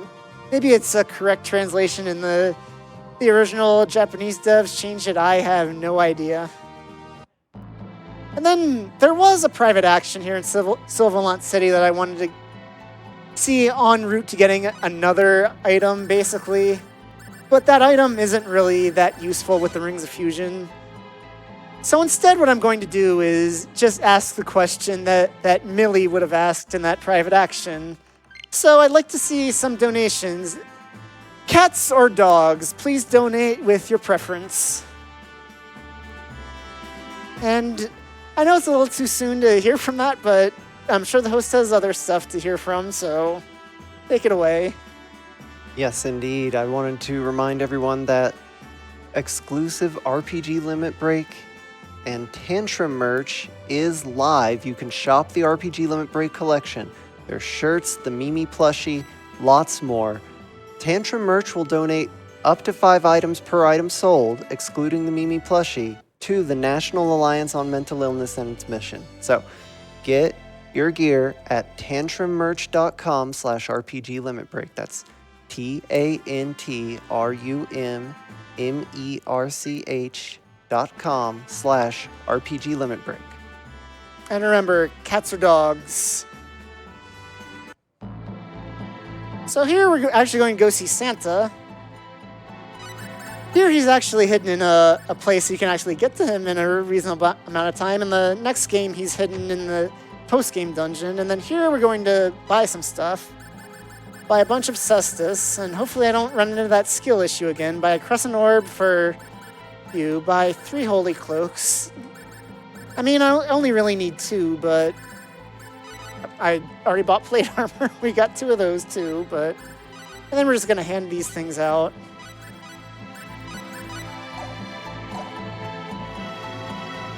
Basically just trying to get everyone set up for end game fights, really. Everyone else except Radek and Ilya. And next, going to Sylvain unlocked all of the ships to take us anywhere in any of the port towns. So next up we're going to Port Myth. And there's another dungeon in here too. They've got some monsters in their treasury that they want me to take care of. And so that's what we've got to do now. And here is the one where we won't get to meet with the king until we take care of it. And he's basically saying, you can use the weapons in the treasury, but you're going to have to give them back. But we're not we're not even going to bother with that. But they're actually stronger than what we've got, but it takes too long to go get them, really. Sword of Marvels plus the level 90, whatever that Roddick's at, is enough. We don't really need anything else at this You're point. surrounded. Retreat. So, this is just, the first 2 levels are straightforward. Here, you just gotta go here, and then it's straightforward again. It's not too complex of a dungeon. And then could you put the flashing light warning back on? Let's go. Because we're going to be making... You saw those cestises that I bought in Sylvalant? Well, we're going to be making a new weapon for them. Or a new weapon for Ilya. So... First, we've got to learn some skills for Roddick. Okay, that's as good as we're going to get with you. Then Ilya, we need aesthetic design to 6. Poker face 7. Biology 10.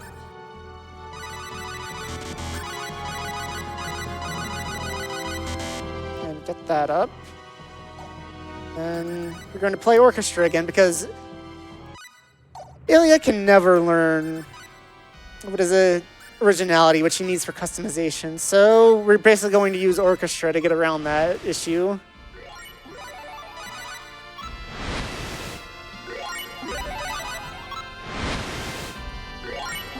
Then use Cestus with all the rainbow diamond, or the Philosopher's Stones you've got left to make the Cestus of Poison.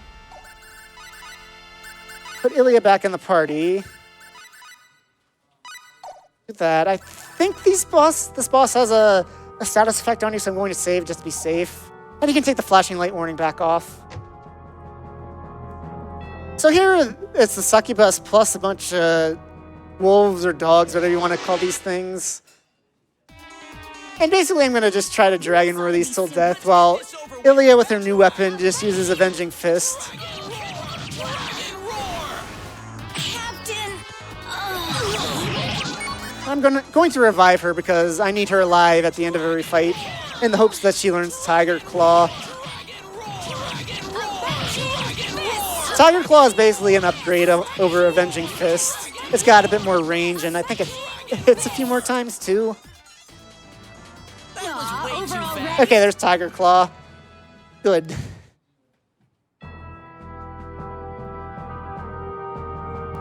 I'm going to equip that to her now. I'm going to leave Avenging Fist on because Tiger Claw is a wind element, and there's an enemy later that is resistant to wind and she won't use Tiger Claw on. So she still wants to have Avenging Fist for that fight. And then it's just a jaunt out of the dungeon. Back the way we came, basically. Let's go. Let's go. I want to take Ilya out of the party again because for the same reason as before. You saw before when Pavel just charged the enemy before I had a chance to run away. It's basically that reason. So do we have... Oh. Let me... Now, please. Oh.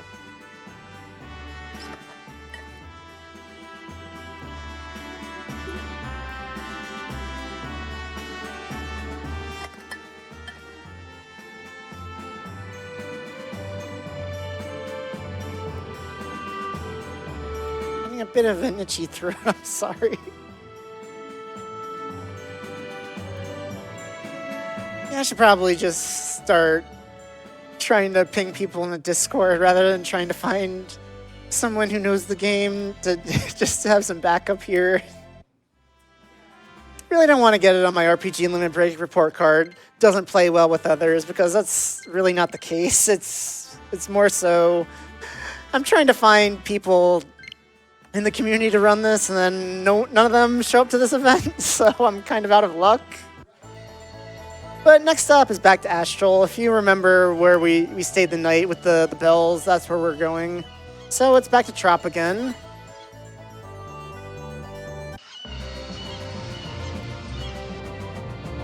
And then it's going to be a bit of a nicer jaunt this time because of all of that, all the encounter reducing accessories that we put on Ronix.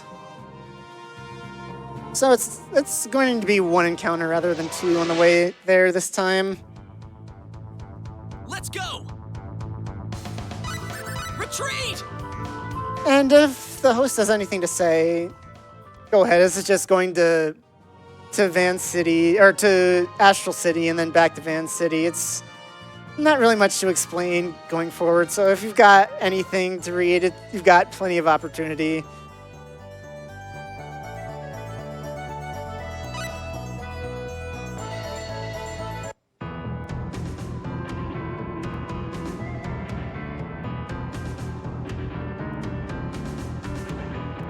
Now, maybe they look like something's going on over there. So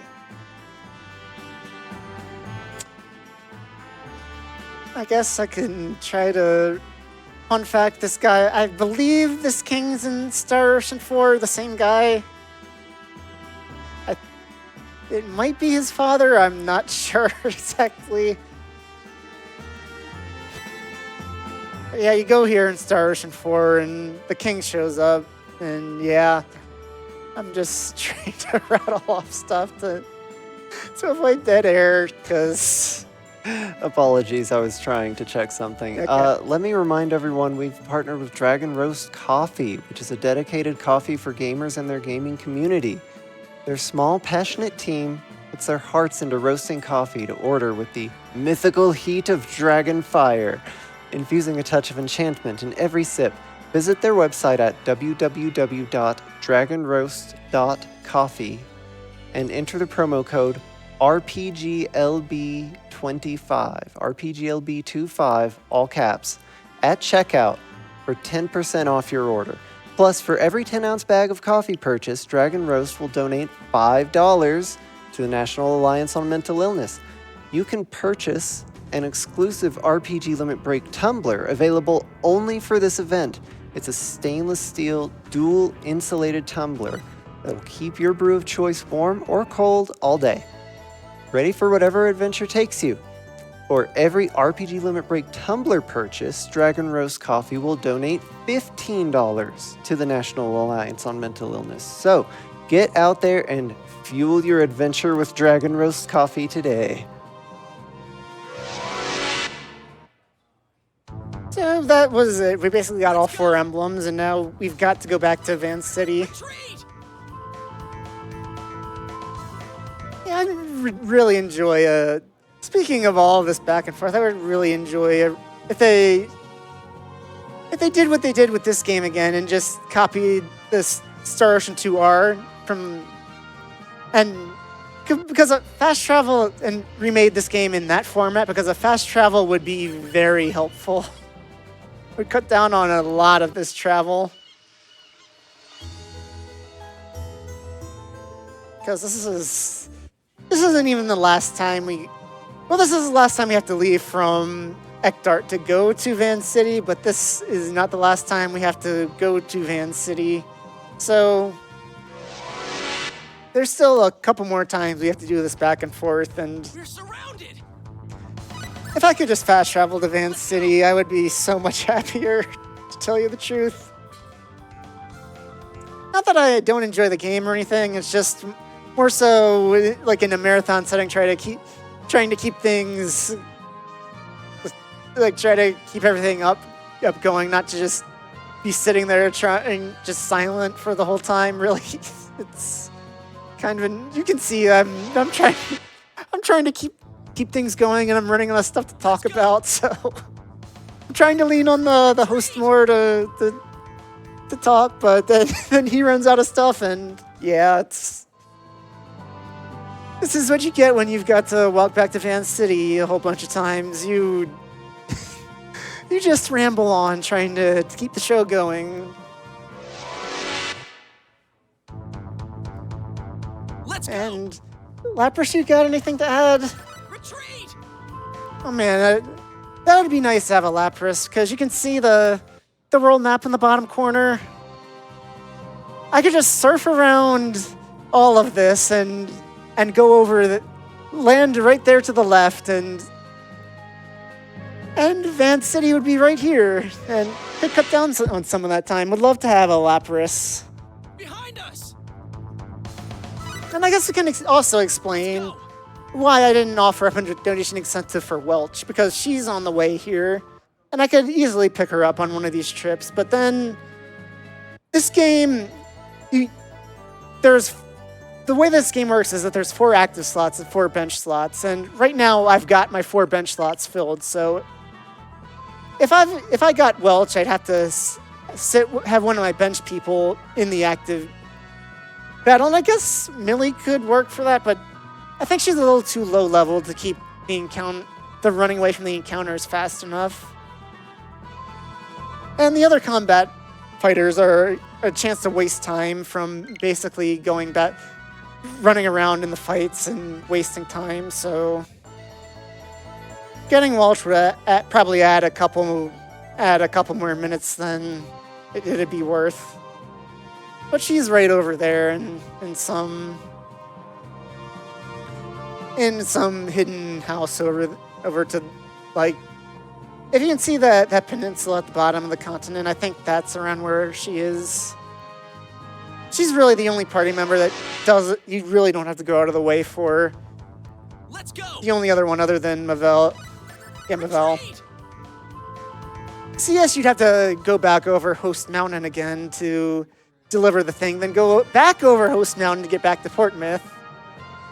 Ashley, you'd have to go through the arena a couple times to get him to join you, and then you have to go through that extra dungeon. Fia, you'd have to go through that dungeon after you spring her from jail. Joshua, you'd have to go through a dungeon to recruit him. Let's go! Tanique, you'd have to go through the arena some more to get to the fight where he jumps in. And for Perici, you'd have to go through that pirate dungeon that I just slept through. So and then you have to go back to Krat to be able to recruit her, and that she would take the longest out of anyone. So it's really just Mavel and Welch that are in a reasonable amount of time. And if this was like the Star Ocean 2 remake where I could just bench as many people as I wanted, then I'd have offered up Welch. But unfortunately, I'd have to add someone to the party, and I didn't really want to do that. So Welch unfortunately has to sit away. You got to see her in the... That is not Trop. So there you go, Altana fans. You get to see it one more time.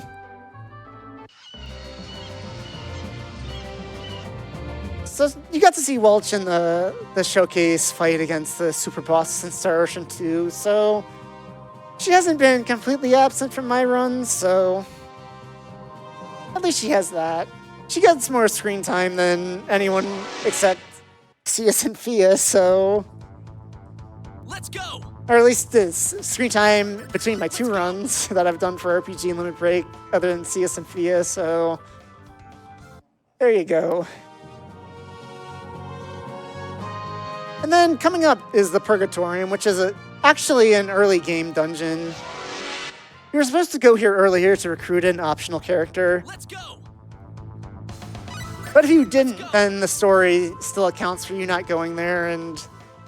But the enemies there are all early game enemies, and there is a boss fight at the end of it. Excuse me, but at the end of that boss fight is still scaled as if you went there early game to get Joshua.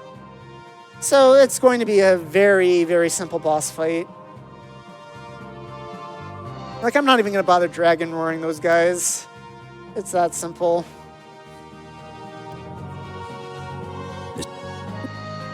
And then another trick with the Purgatorium. You saw the Purgatorium on the world map there, and if you were wondering why I didn't go in there, that's like a fake entrance, and you need to go back here to get through the real entrance covered by this boulder. And old Booper here is going to help Bartosz push it. Which it should really be Ilya, because she leveled all that much. Booper's still at base level. And he's going to be at base level for the whole game. If there's any Ronix fans here, I'm sorry, but his usefulness started and ended when he made all that stuff from the crystal and the Philosopher's Stone. Then the way the Purgatorium works is that there's rooms with all these different orbs in it, and you want to touch the blue orbs. The blue orbs teleport you forward. The green orbs can teleport you to a treasure. The orange orbs teleport you back to the start of the room. And the red orbs force you to get into an encounter. So you want to avoid anything except the blue orbs But in this room, there's a couple switches that you need to hit first before you can go up to the blue orb area. So that's why I'm going into these side rooms to try to hit them. It's okay to hit this. You can just go back right away and head forward through this door to hit the second switch. Hit that.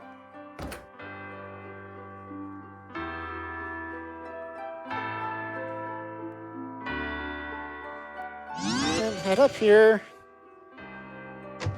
And then this next room, actually, that sign says sometimes the rules are different. And in here, you want to actually hit the orange orb. So you want to get up here so you can actually hit it. It goes down a little bit, but then it also takes a move to the left. And just take the orange orbs up here. And then this boss fight actually has a very interesting attack animation. These are dogs, and if I don't do this fight perfect, well, basically, if we're lucky in this fight, you'll get to see this animation. Let me see if I can show it off. Yeah. I don't know what they were thinking with that one. That certainly was a choice. And then this is the end of the first part of the Purgatorium. If the host has anything to read, speaking of dogs, hopefully you've got something about that. Indeed. $15 from KR Shush. It says, no silence and donations on my watch. Cats are superior. Robot's doing great with only Lapras as his silent commentator. Thank you for keeping me company as I write silly D&D information. $25 from Lord Bob Bree, who says, I prefer cats over dogs, but still, where's the planet of dog people?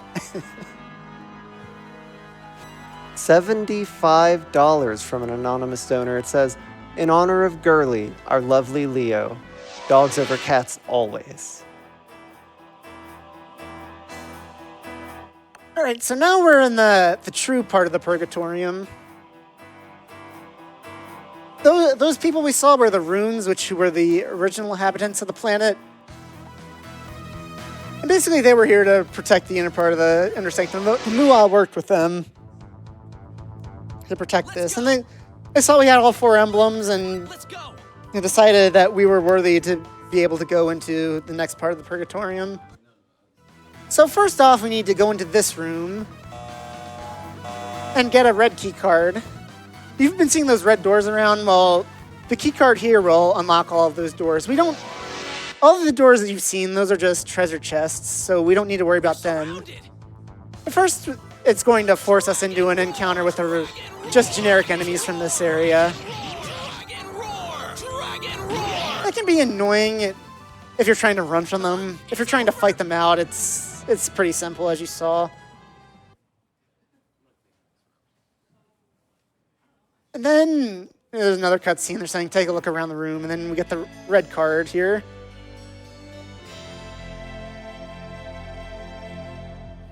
And then, now that we've got the red card, we're going to backtrack to the beginning, where I have to be extremely careful, because if I backtrack too far and go out back to the main part of the Purgatorium, I have to sit through a cutscene with the runes again to get back into here. So I really don't want to do that. So I want to be very careful when I'm walking down right here to not leave the inner Purgatorium. Retreat!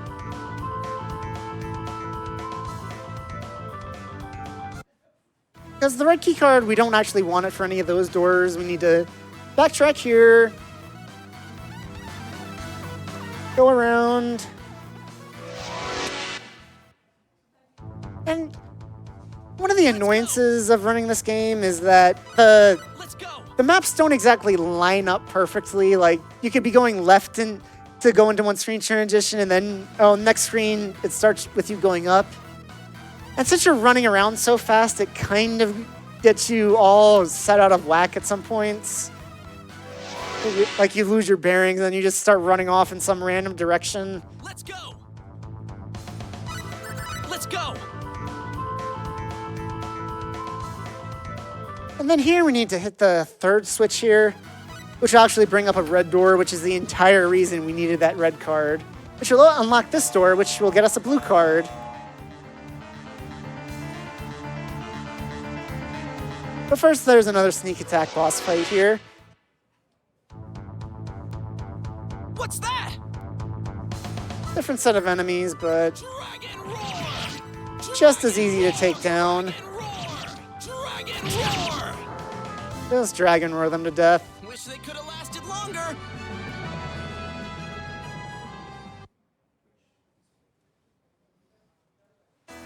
Same deal. Go here, pick up the blue card, go to the blue doors, which are actually pretty closer to than. We don't have to backtrack all the way back to where we got the red card. There's no boss fight in here. Those are basically the boss fights, just glorified random encounters. I actually split on the wolf spirit for even as simple as they are. They're the closest boss fight that we've had till the next one, which is after the next dungeon. Or no. After this dungeon, we finally get to go to the demon world, and then there's a couple boss fights in there. Go up the stairs. I always get confused between these two. If I go up, it's supposed to go up or go down, but Let's go. you go up, you hit the switch there. Let's go.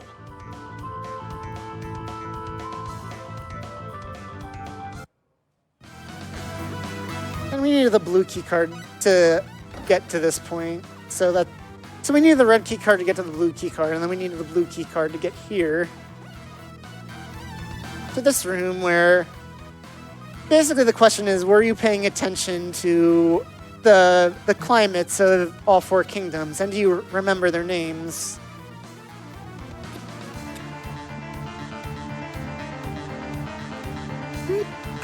In the Japanese version, and I believe in the Super Famicom fan translation, it was actually a test which is going to reveal what's in the next room. Here, it's basically just, were you paying attention to the kingdom names and what the climates were?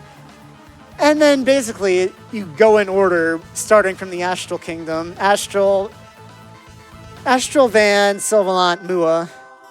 So it's basically, and it removes the right answer, so it's basically 2221. Pretty simple to keep track of, in case anyone wants to run this game. Don't be worried about that puzzle. That's the easiest part of this. And it's Earth with a giant continent in the middle. You can see Denver right there. I guess you can't see me point to it directly from that, but yeah, you can see where we are. And it turns out the Mua, that is the Muan continent of legend, the Mu continent, and the Mua are from that. And basically, it was hit by a meteor, a giant vortex opened up and transported them to planet Roke, and they made the Eye of Truth try to get back to Earth. Instead, they opened up a portal to the Demon Realm and pretty much screwed up Roke. But we're gonna go fix that for them. And then here is the nicest thing this game did. Now we need to go back to the Van Kingdom to talk to the King of Van, but the game is going to warp me back to the Van Kingdom rather than make me have to backtrack all of that way, which is very nice.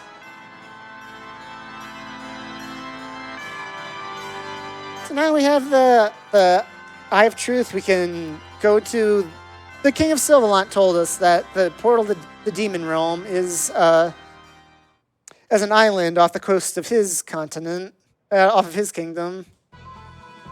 So that's where we need to go now. So we need to walk back to Ekdart, take a boat to Sylvalant, and take a boat to the Demon Kingdom. but the demons haven't actually been sitting there. So in this cutscene, there's actually a private action where you can build snowmen with that little girl, and if you did that, you can build up to 7, and you just see them lined up in this cutscene, which is kind of sad, honestly.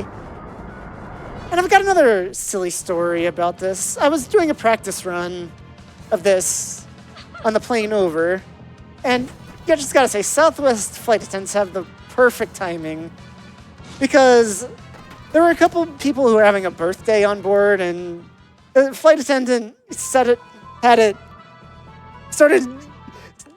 doing all the celebration and stuff while that cutscene was going on. So here I am singing happy birthday to a 1-year-old and some anonymous lady in row 15 while Durs is being destroyed. And just perfect timing, Southwest flight attendants. Shout out to Southwest flight attendants. And if you've got anything else to read, go ahead. Sure. We have $25 from Master Margie, who writes, Let's fun go. fact, Jeff is a direct descendant of Lu Let's Bu. go.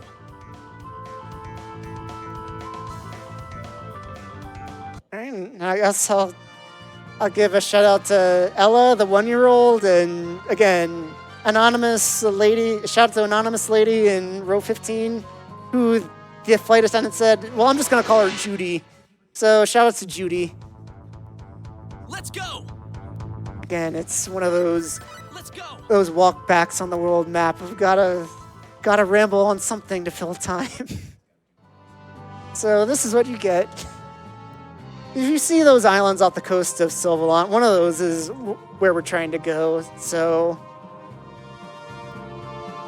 and it doesn't have like a red marker on it or anything, but I'm not even sure they really explain which one of those islands it is, but it's one of them.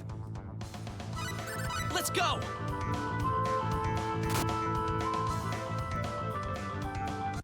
Then when I get to Ekdard, I want to put Ilya back in the party because I want her to help deal some damage. There's like a mini boss rush coming up where there's 2 boss fights coming up back to back.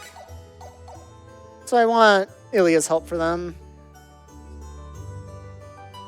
Basically, a major part of Mavel's story is the Crimson Shield, and we're about to fight him. Unfortunately, she doesn't really get much to say in this cutscene. Which I think was a miss.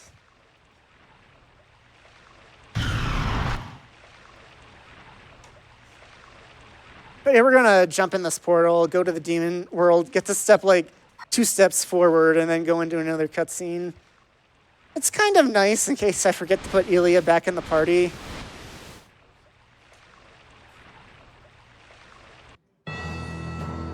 Yeah, you get like 3 or 4 steps, and here you go. You get to fight the Crimson Shield.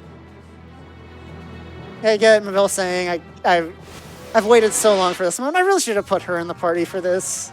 Keep But rocking. whatever. Can we win this? Dragon roar. Dragon roar. Yeah, you can see the increased range and hits on Tiger Claw. Dragon roar. Dragon roar. Well, I'd It's say that's over? worth 10 out of 10. Then we're going to... The Crimson Shield's basically going to dump his whole backstory on us, how he was... There was this mirror of incarnation, he looked into it, it made him evil, and he's telling us that the demons are attacking Astral. I wanted to point out real quick that we have hit $3,000. All right. Let's go.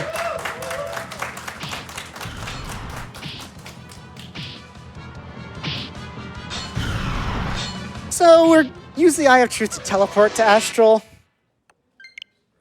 I wish we could use it to teleport throughout the... This is tough. Basically use it as fast travel at this point, but unfortunately the devs didn't think of that. I think the lore is you can teleport anywhere from the demon world to Rogue, but you can only Simple.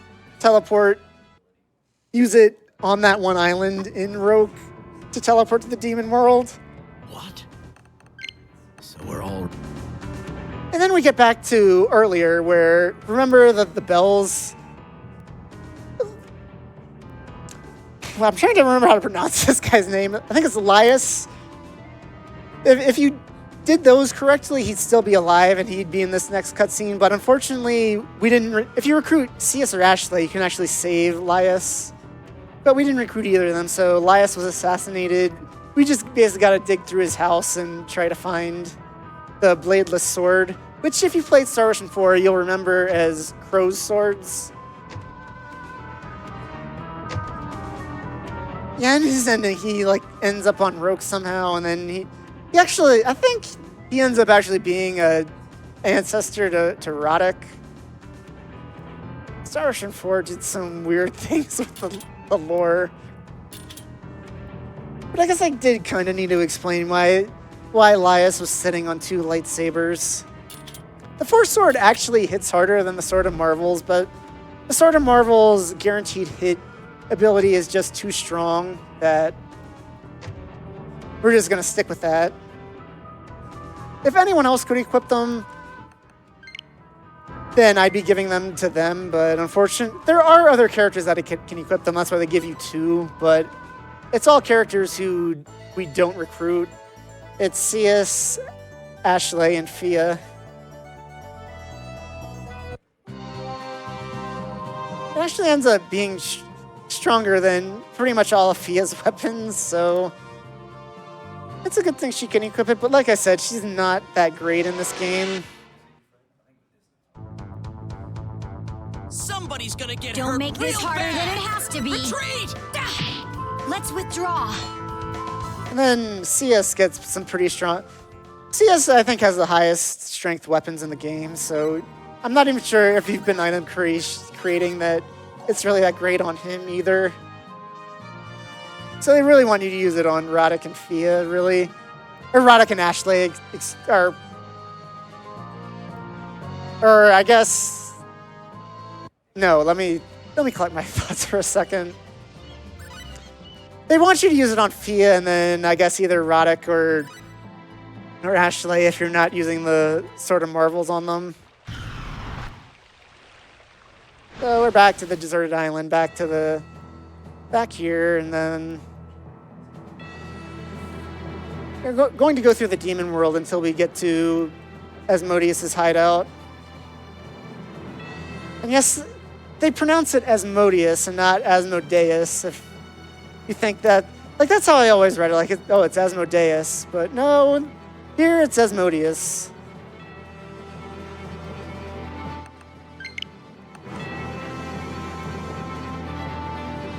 And this is his hideout. It's called the Space-Time Laboratory. We'll find out more details about that coming up soon.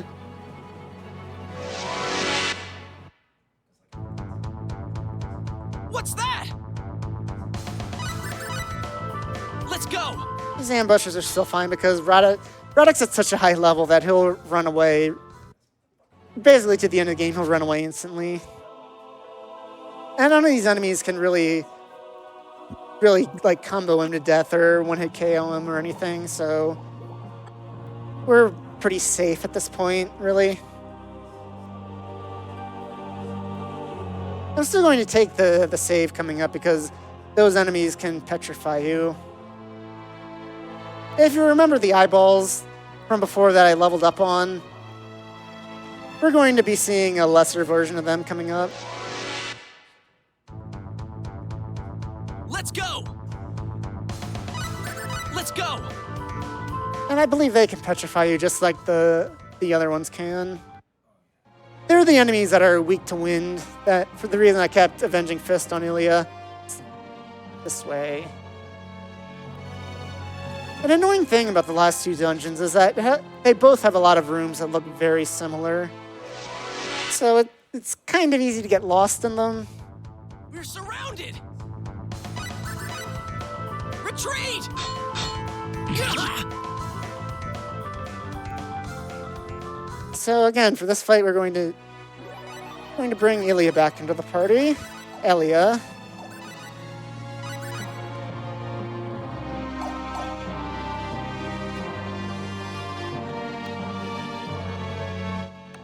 And now we're going to try to hack Asmodeus' computer. guy really left his username as Asmodeus. I guess he was that overconfident nobody was ever going to break their way in here.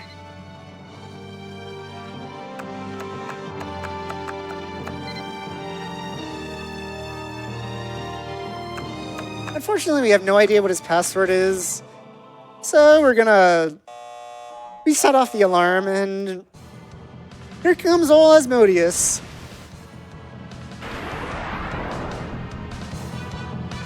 Good news is that he has not been watching this run at all, because if he had, he would have known better than to sick these eyeball guys on me. Like, I've been grinding on these guys. This is how I got this strong, and you're gonna send their little brother after me? Come on, dude.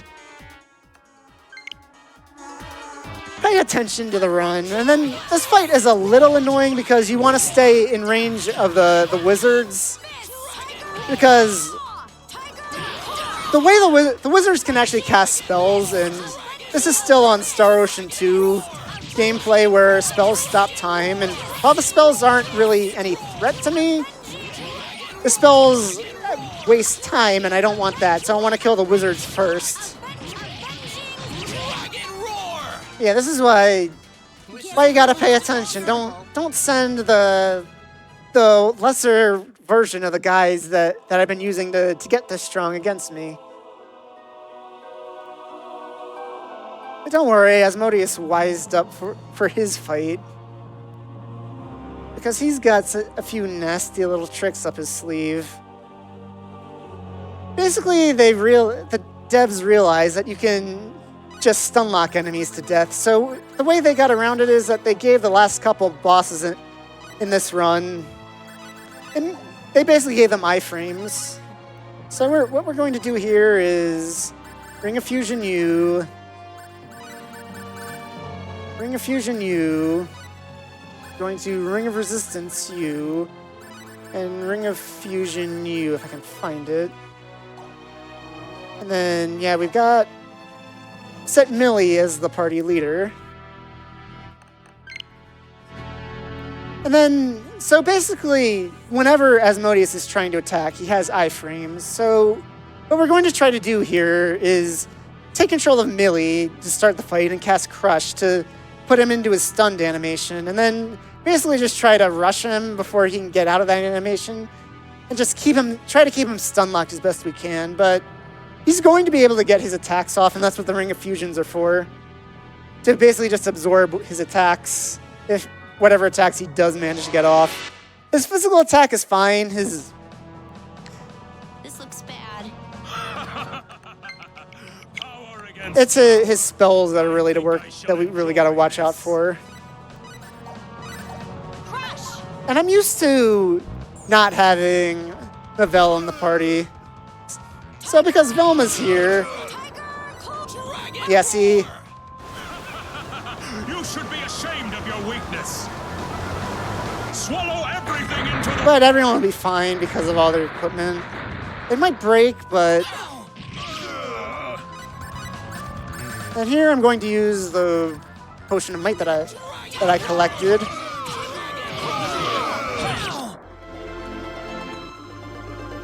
Yeah, maybe Novell wasn't the right choice for this. Okay, he's down. Impossible. How could a superhuman like me lose?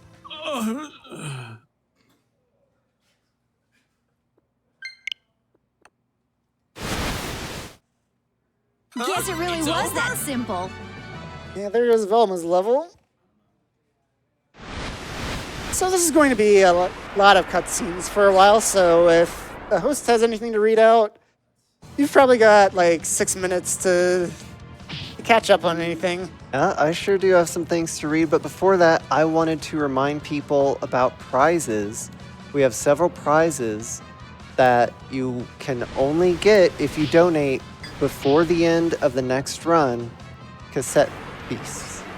So that includes a super cute knit chocobo plush provided by Shuffy, Genso Suikoden 1 and 2, Japanese PlayStation 5 version, minimum $10, provided by T Murdoch 8.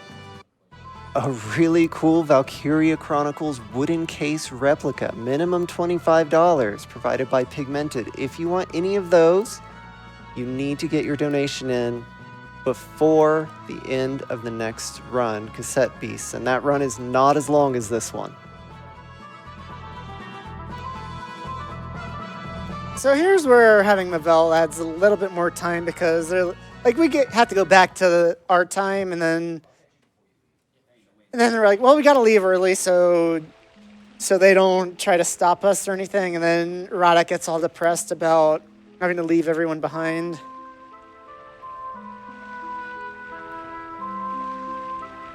Well, this is spoiler for you. It's only goodbye for now. We'll be seeing Mavel again, but it's going to be a quite significant amount of cutscenes before we get there.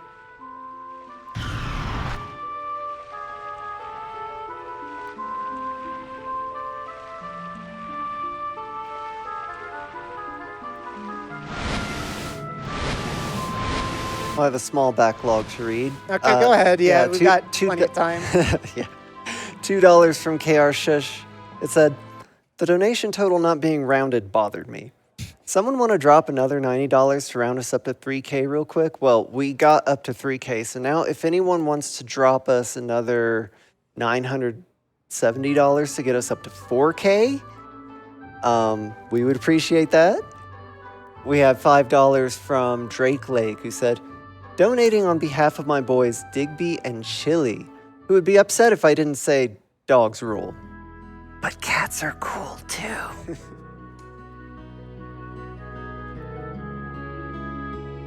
Yeah, funny thing about that private action, you think all the Felpool would pick cats, but no, Roddick's a dog guy. In fact, with our party, Millie says go around and see which one wins. I'm not exactly sure which one Mavel picks, but Roddick, Ilya, and Ronix all pick dogs. So, and Millie picks cats. So it's either 4-1 or 3-2 in favor of dogs with this party setup. Yeah, I was looking through that accessory. I was playing through it casually again just to get a better idea like if I could improve the route at all. And I was looking, because Millie gives Roddick an accessory that absorbs 3 elements and halves damage to the other 3. So I was thinking that might be useful. So I went through that, and then when I was routing it, I saw that private action with the cats and dogs, and I was like, I really want to try to route this in just to get that in so I could try to set up a donation train for it. But then the Ring of Fusions are just so good that I really couldn't justify getting that accessory. So I tried to route that in the cats and dogs in any way. Because that was something I thought of that I thought would be neat. So yeah, Dorn's back. He's alive again. He saved the world. And then Millie gets mad at him and tells him, go collect herbs. And this is how they raid out Dorn, because Roddick and Millie are about to go rejoin Ronix and Ilya. Basically, that cutscene at the meeting room was the Admiral saying, hey, we found who the third party is. It's the planet Fargate. And their leader, GA, has developed a way to be immune to beam weapons. So basically, we need strong guys from medieval planets to as a strike force to go in, because they're the only ones who can actually hurt him. So Roddick has permission to use the time gate to go get Mavel, and then he also has permission to go break the UP3 to go to Roke to go get Roddick and Millie. I thought it would be a nice touch if in the remake they actually let you recruit Dorn, even if he is if you only had 7 or fewer party members. I thought it would have been a nice touch in the remake if they let you recruit Dorn, even if he's still a scrub who can't do anything, just to fill that last party slot, I guess. But unfortunately, they didn't do that. He's too much of an optional party member.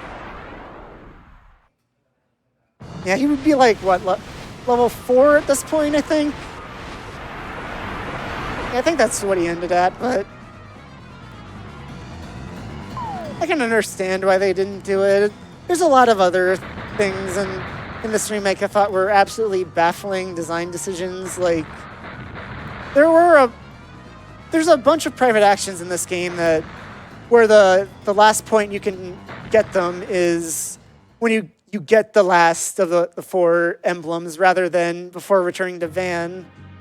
But the thing is, every city where you can get an emblem disables private actions until you get that emblem. So there's at least going to be one city where you can't see those private actions. And another absolutely baffling design decision is coming up real soon. But here, that's Yelena, the leader of the resistance against GA Reverse, the leader of Fargate. Yep. And another one of the absolutely baffling design decisions is that you can't return to Roke at all.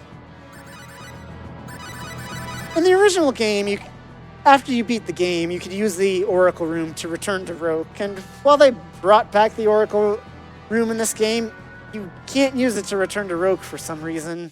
And I have no idea why they did that. So I've got a bunch of extra save files on here that are like save space-time laboratory because I didn't want to lose access to Roke. Retreat! And then I've got the real save file that beat the game because and a different save file in case I ever wanted to go back to Roke. I don't know why they changed that. It absolutely baffles me that they did that. But here we've got this is a dungeon they added in the remake. Just to kind of flesh out the Fargate part more, but it's a really short dungeon. You just have to hit those 2 switches. Go in here, and then you've rescued Millie. If you have a full party, a couple more party members get stuck behind rather than just Millie, but here we've just had Mvel, so she gets to get rescued along with us, and then Millie's the only one that ends up in prison. Then we head back, and well, they fleshed out the Fargate part. It's really just kind of feels fillerish, to tell you the truth. They basically just, well, even in the original game, it kind of felt tacked on with, oh yeah, now here's another bad guy that showed up after you saved Roke, and now you've got to go take him out. It kind of ties back into the main part of everything with how Fargate was behind all of it, and how it turns out that this continent on Fargate was also part of the Mu continent that got teleported here. Like, half of it got teleported to Roke, and half of it got teleported here. Let's go! Let's go! And this place is absolutely desolate, and they basically want to declare war on Earth so they can go back to Earth.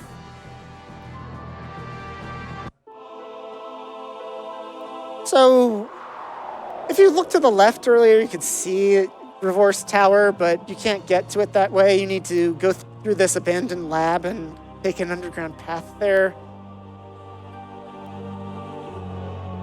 And here's the one cutscene skip in the game. As long as you stay away from that statue, you avoid that cutscene, which explains a lot of the connections to Earth and Roke. And yeah, you can see just how terrible of a dictator GA is. These lines aren't even voiced, so it's a little nicer to mash through them. Climb the ladder, and let me pull out my notes. This place has... They say that GA is a superhuman, and from the layout of this tower, I can believe it, because you really need superhuman memory to remember everywhere you need to go in this tower, because all the rooms look the same, and it's like makes no sense which rooms take you to the next place. So this is a place I still need my notes for, because it's just so samey, and it's hard to really understand where you're going. Let's go. Let's go. On the last couple floors, it does get easier because it's just like, yeah, it's like a straightforward path, but on the early floors, it's like, oh, go in this door, go here, go there. And you don't even like go straight up on the tower. My notes, I have it through like first floor through 11th floor, but the truth is you like go, some of these teleporters take you up to the next floor, some of them take you down to the previous floor, and then you got to find your way back up through another teleporter, and it's just a complete headache, and Let's go. I can't imagine how anyone makes it through here. Retreat. If the host has any last things to read, I don't really have anything else to say about this tower, so go ahead. Yeah, sure, we've got a few. $60 from BD Jeffy P. It says, cats are fantastic. Dogs are great too, but I prefer cats. Love to all the pets in the world that make our lives happier. We also have $25 from King Link, who says, it's always been about dogs.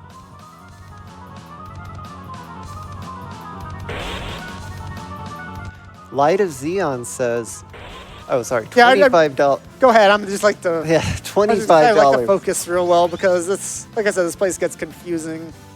$25 from Light of Xeon. It says, starting out the event with two of my favorite games. Looking forward to this week.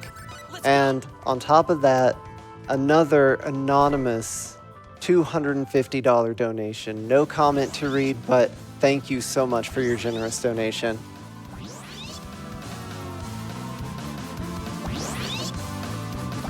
And just a heads up, this is the final dungeon. So there's 2 phases to the boss fight. You beat him the first time, and then you get the real boss after that. So just to give a heads up to tech. What is this one? Right door.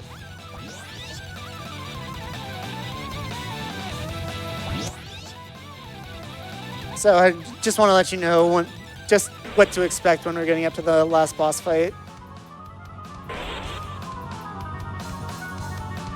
This is 6th floor out of 11 on my notes, so if you've got a bit more to read, there's still a bit more tower to go. Let's go. Let's go.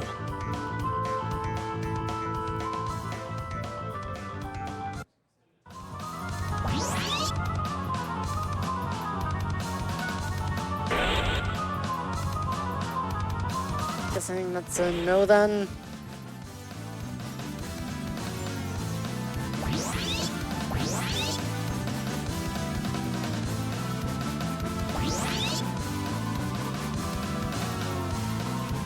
Yeah, this tower and the item creation are where I really wish I had a co-commentator, because then they could explain everything while I'm trying to find my way through this stupid tower. Fortunately, this is the last floor that's really confusing. The rest of it's pretty straightforward after this, so Let's go. I can start to explain the next... Oh, let me heal up after that. Millie, where are you, Millie?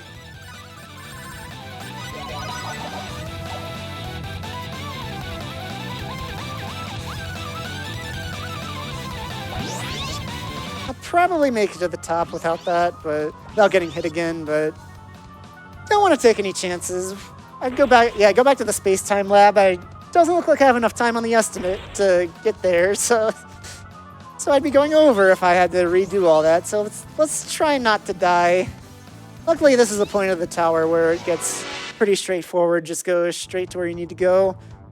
Let's go. Let's go.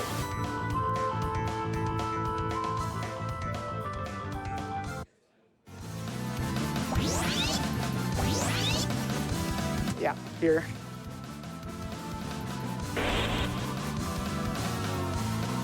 This is a pretty short floor, so we're almost at the final boss. The music will change when we're on the final floor, so yeah, 10th floor is not very long, so don't need my notes anymore. I had to change my phone settings so that the screen wouldn't go dim, so I wouldn't have to keep fumbling with it. So we're gonna put everyone except Ronix back in the party.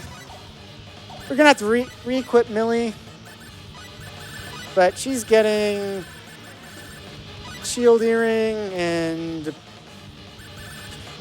she's getting the last Ring of Fusion.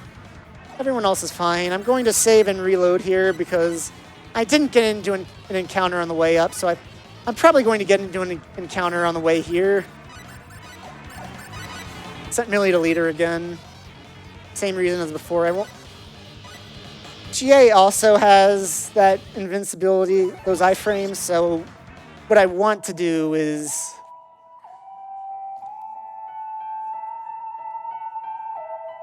just spam Crush to start.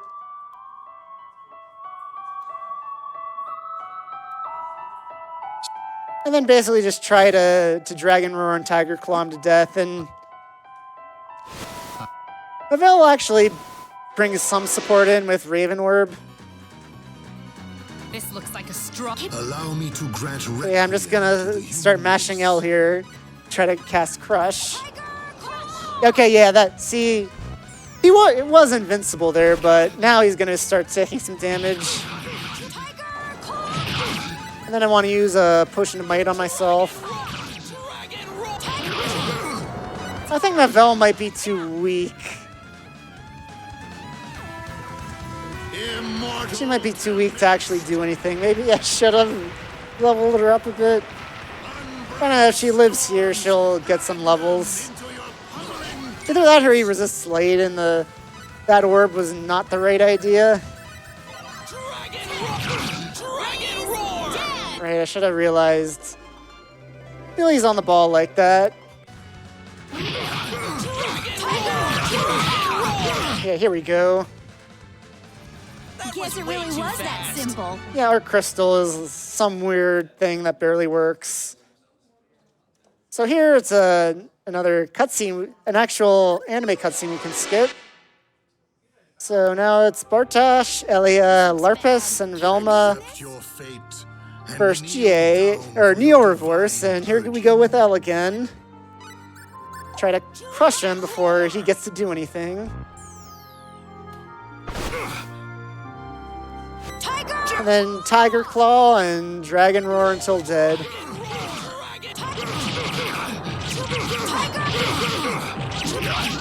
Yeah, maybe I should have tried to put Mavel's points into like kitchen knife or something, and then maybe she'd have the strength to actually hurt this guy.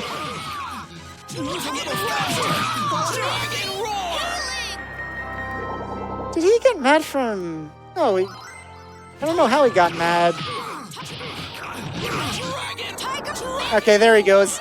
See, this is his iframes. He's going to go ahead and... Oh, no, he got knocked out of his iframes. I was basically going to... I was trying to do that to avoid Raise Dead on Mavel, but then thinking he was invincible, but then he wasn't. Time! Yeah, it can end at any point. You don't really have a good thing to... a good barometer of how much HP he has left, other than just roar on him until he's dead. Roar and Dragon Roar, Tiger Roar with your claw. I kind of messed up Mavel. If she had a bit more strength, she could have used Raven Orb to help keep him stunned. So I guess I'll start my shoutouts here. Shout out to my lovely partner Lapras here. Oh, what was that?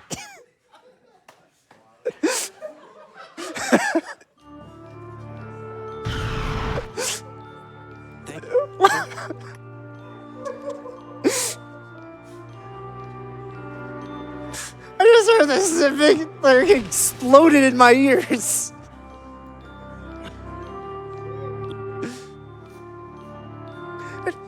Yeah. And then, again, I'd like to give a shout out to the Trias Discord. I finally avenged my family. But it was Yeah, really everyone else's doing. We did have some conversation about Star Ocean 1 in the recent months, so you can find some stuff about this game here. And again, I'd like to give shout outs to my family, my mom and dad, Alex, Nathan, thank you for your, thank you, and I know you all supported me and the charity today, so thank you all so much for that. Are doing okay. And again, I guess another shout out to Southwest flight attendants. The view looks different to me now. And yeah, we can sit through Beautiful. Mavel's ending because I guess you paid for it. You paid to watch Mavel get beat up by Neo Reverse, I guess. My brother like this. I couldn't really keep a promise to keep her in the party like I did with Ashton and Chisato last year, but at least there are plenty of cutscenes here where you could see her. So I hope you'll be watching over me, Roddick, and everyone else too. I guess we can cut it now. Yeah.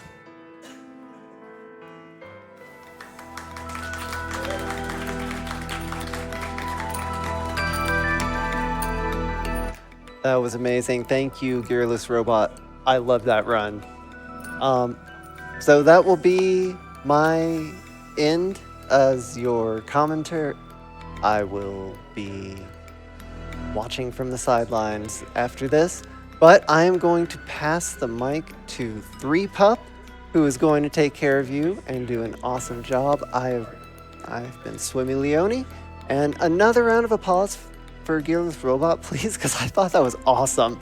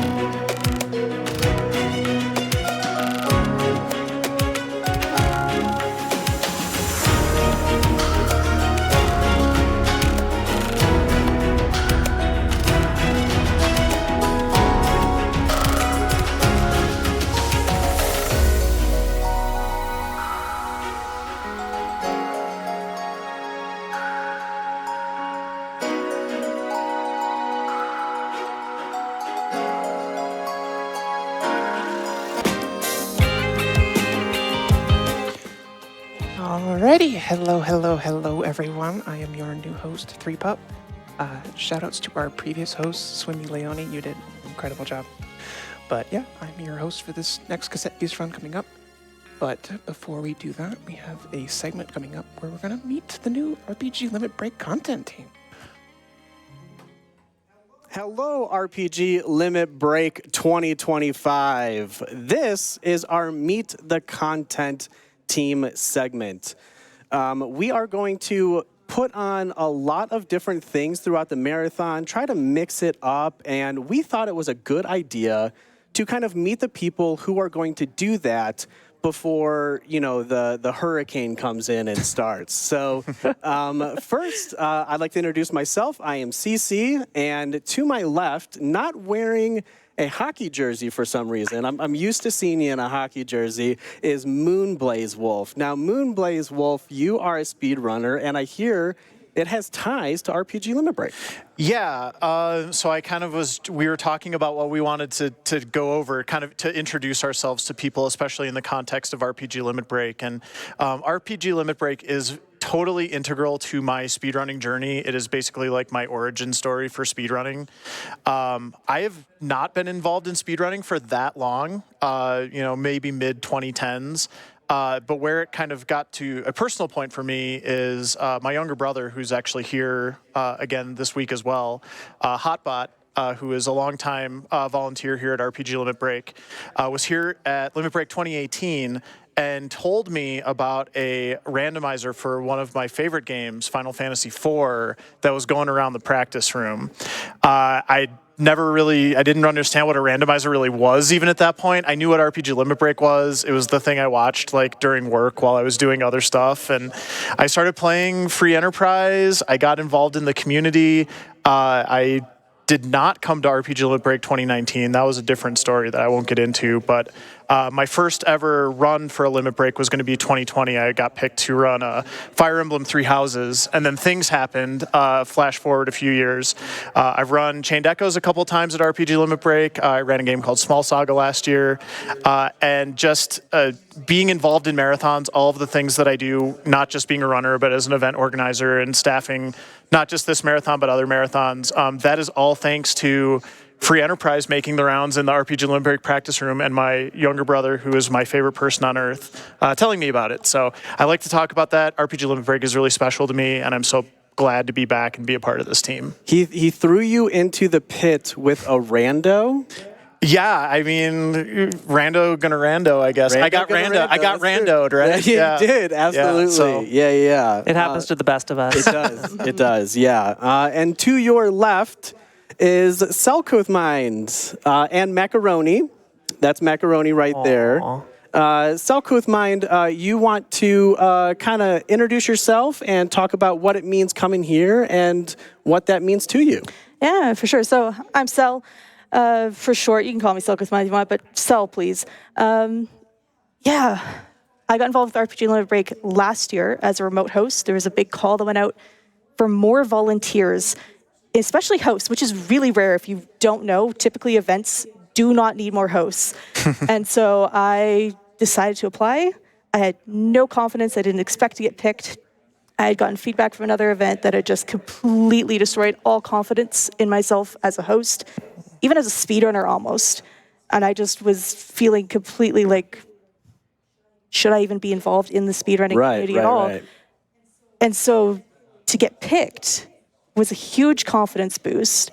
It was a very interesting experience. It was a remote run overnight. There was some chaos with it.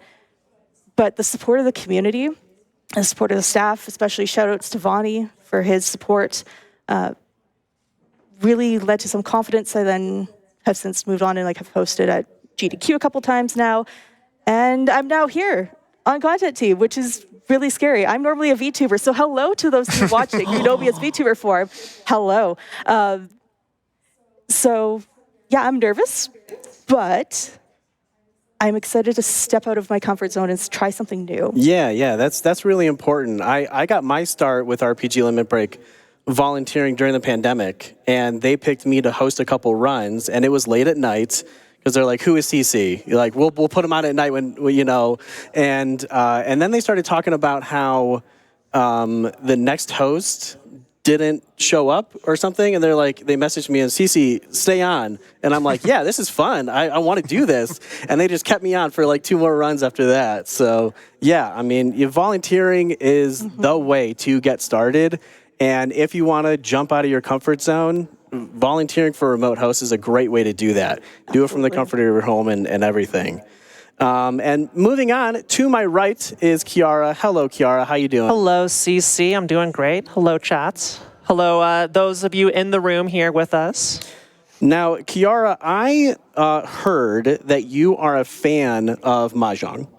I am a big fan of Mahjong. We played on day 0, day -1, up till about 2 a.m. last night. We actually had to force it because, unfortunately, I roamed on the last hand, and I was like, oh no, we needed the game to be over because I was used 4 and everything. For those of you who have no idea what I'm talking about, it's okay. Come to RPG Limit Break. One of the wonderful Mahjong aficionados will explain everything to you in great detail, and then you'll get addicted as well. Well, that's the thing. So I have on my phone a 1-minute timer, okay? So what? I want you to try to explain Mahjong in 1 minute. Okay, all right. Do you think you can do this in 1 minute? Not well, but I'll get you something. Not well? All right. So 3, 2, 1, Mahjong. Okay, Mahjong consists of 3 tile suits of tiles 1 through 9. They look a little bit different, but there's 3 suits. There are also 4 sets of wind tiles, 3 sets of dragon tiles that are honor tiles. Your goal of the game is to draw and discard tiles until you have a complete hand of 14 tiles that consists of 4 sets of 3, which can be 3 of a kind, or a sequence 1, 2, 3, 3, 4, 5 in 1 suit, as well as a pair. As soon as you do that, you're done. At any point in time, you have 13 tiles in your hands. 30 seconds. And you're making me nervous. Stop it. I'm losing valuable time here. 25 seconds. So once you have 13 tiles, that's Tempai, you're ready. And you can call a winning tile to complete your 14th from anybody else on the board and make whoever you called it from extremely angry. Boom, time. 13 seconds left. Round of applause for Kiara, everyone. That's Mahjong. Go play it in the practice room. Amazing. Mahjong rules percent there. Yeah, Mahjong rules percent. It's got to be a world Hey, it's record. the first speedrun I've done on RPG Limit Break, I suppose. There you go. World record on camera. Well, this is not everyone on the content team. And speaking of like remote hosting and stuff, we have remote content team members. And so what we did was we told them to record an introduction to themselves and make it 30 seconds or so. And a lot of them submitted random stuff. And I haven't watched any of this, so I'm pumped to see it. Are you guys pumped to see it? I'm nervous. I'm nervous too, yeah. And shockingly, we have more VTubers. So let's roll those videos.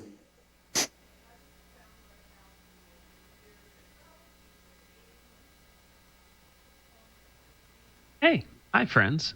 I'm Kios Little Monster, and I figured I would introduce myself. I am one of the newer members of the content team. After years of running, I decided to really kind of step up and take a more active role in helping out with the marathon and the community, and bringing some ideas to the channel to be able to generate some excitement, some fun. But Limit Break has always been a home to me ever since my first event, my first run. And it's just something that I've always loved, the small, warm sense of community. And I honestly really look forward to helping bring new content, new ideas, new programs to the event and the channel as a whole. So thank you all very much for having me, and hopefully you continue to enjoy the event, and hopefully I'll speak at you soon. Take care. Hello, this is Pitch. I'm out here doing one of my only hobbies that's not related to some RPG. I'm at a baseball game. This guy's walk-up tune is so hype. I sell poutine here. It's all commercial jersey and my Gino t-shirt because that's just how we roll. I got a bubblehead. Sonny and I recorded some backup content for this event, but you shouldn't see that unless something goes very, very, very wrong. Already got the poutine on my jeans. I'm not going to be on site this year, but I might be doing social medias right about now. Enjoy the event. Hello there, folks. My name is TinyTim78, and I am a member of the RPG Limit Break content team.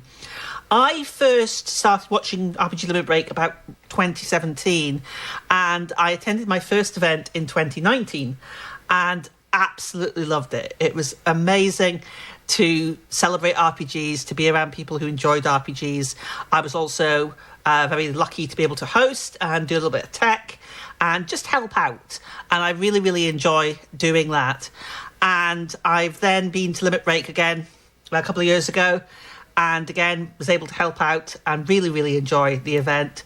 And now I'm able to assist RPG Limit Break as a member of the content team.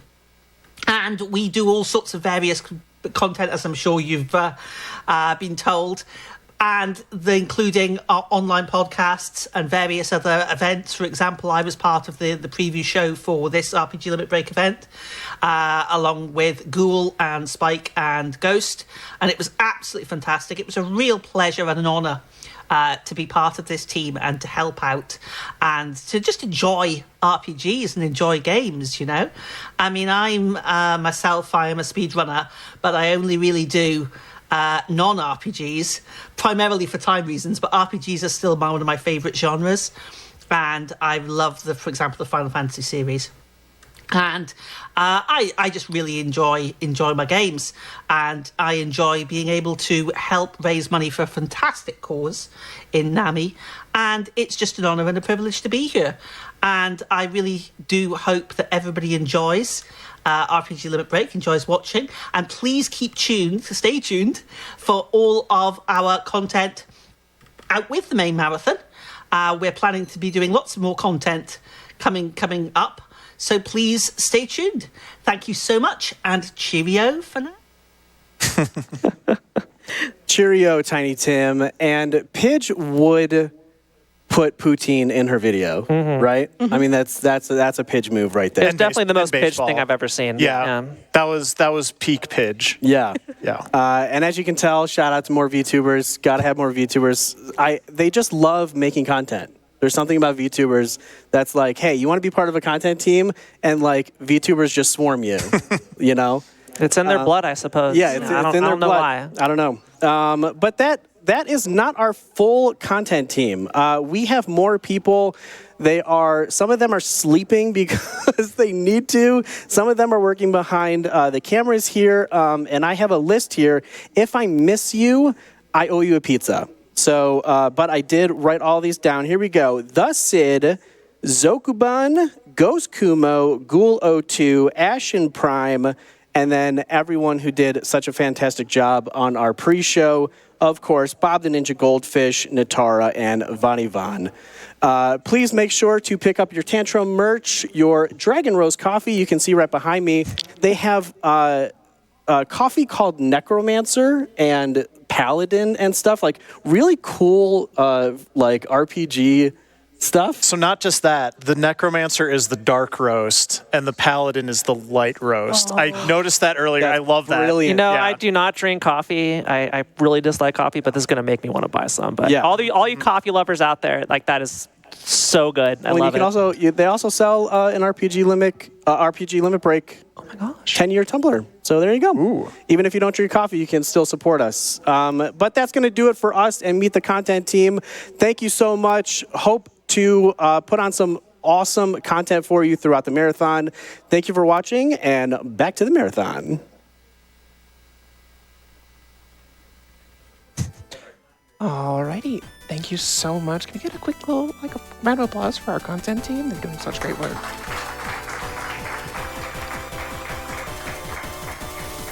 All right, while we're getting set up for our next run, we're going to take a quick little break here, but please stay tuned for more RPG Limit Break.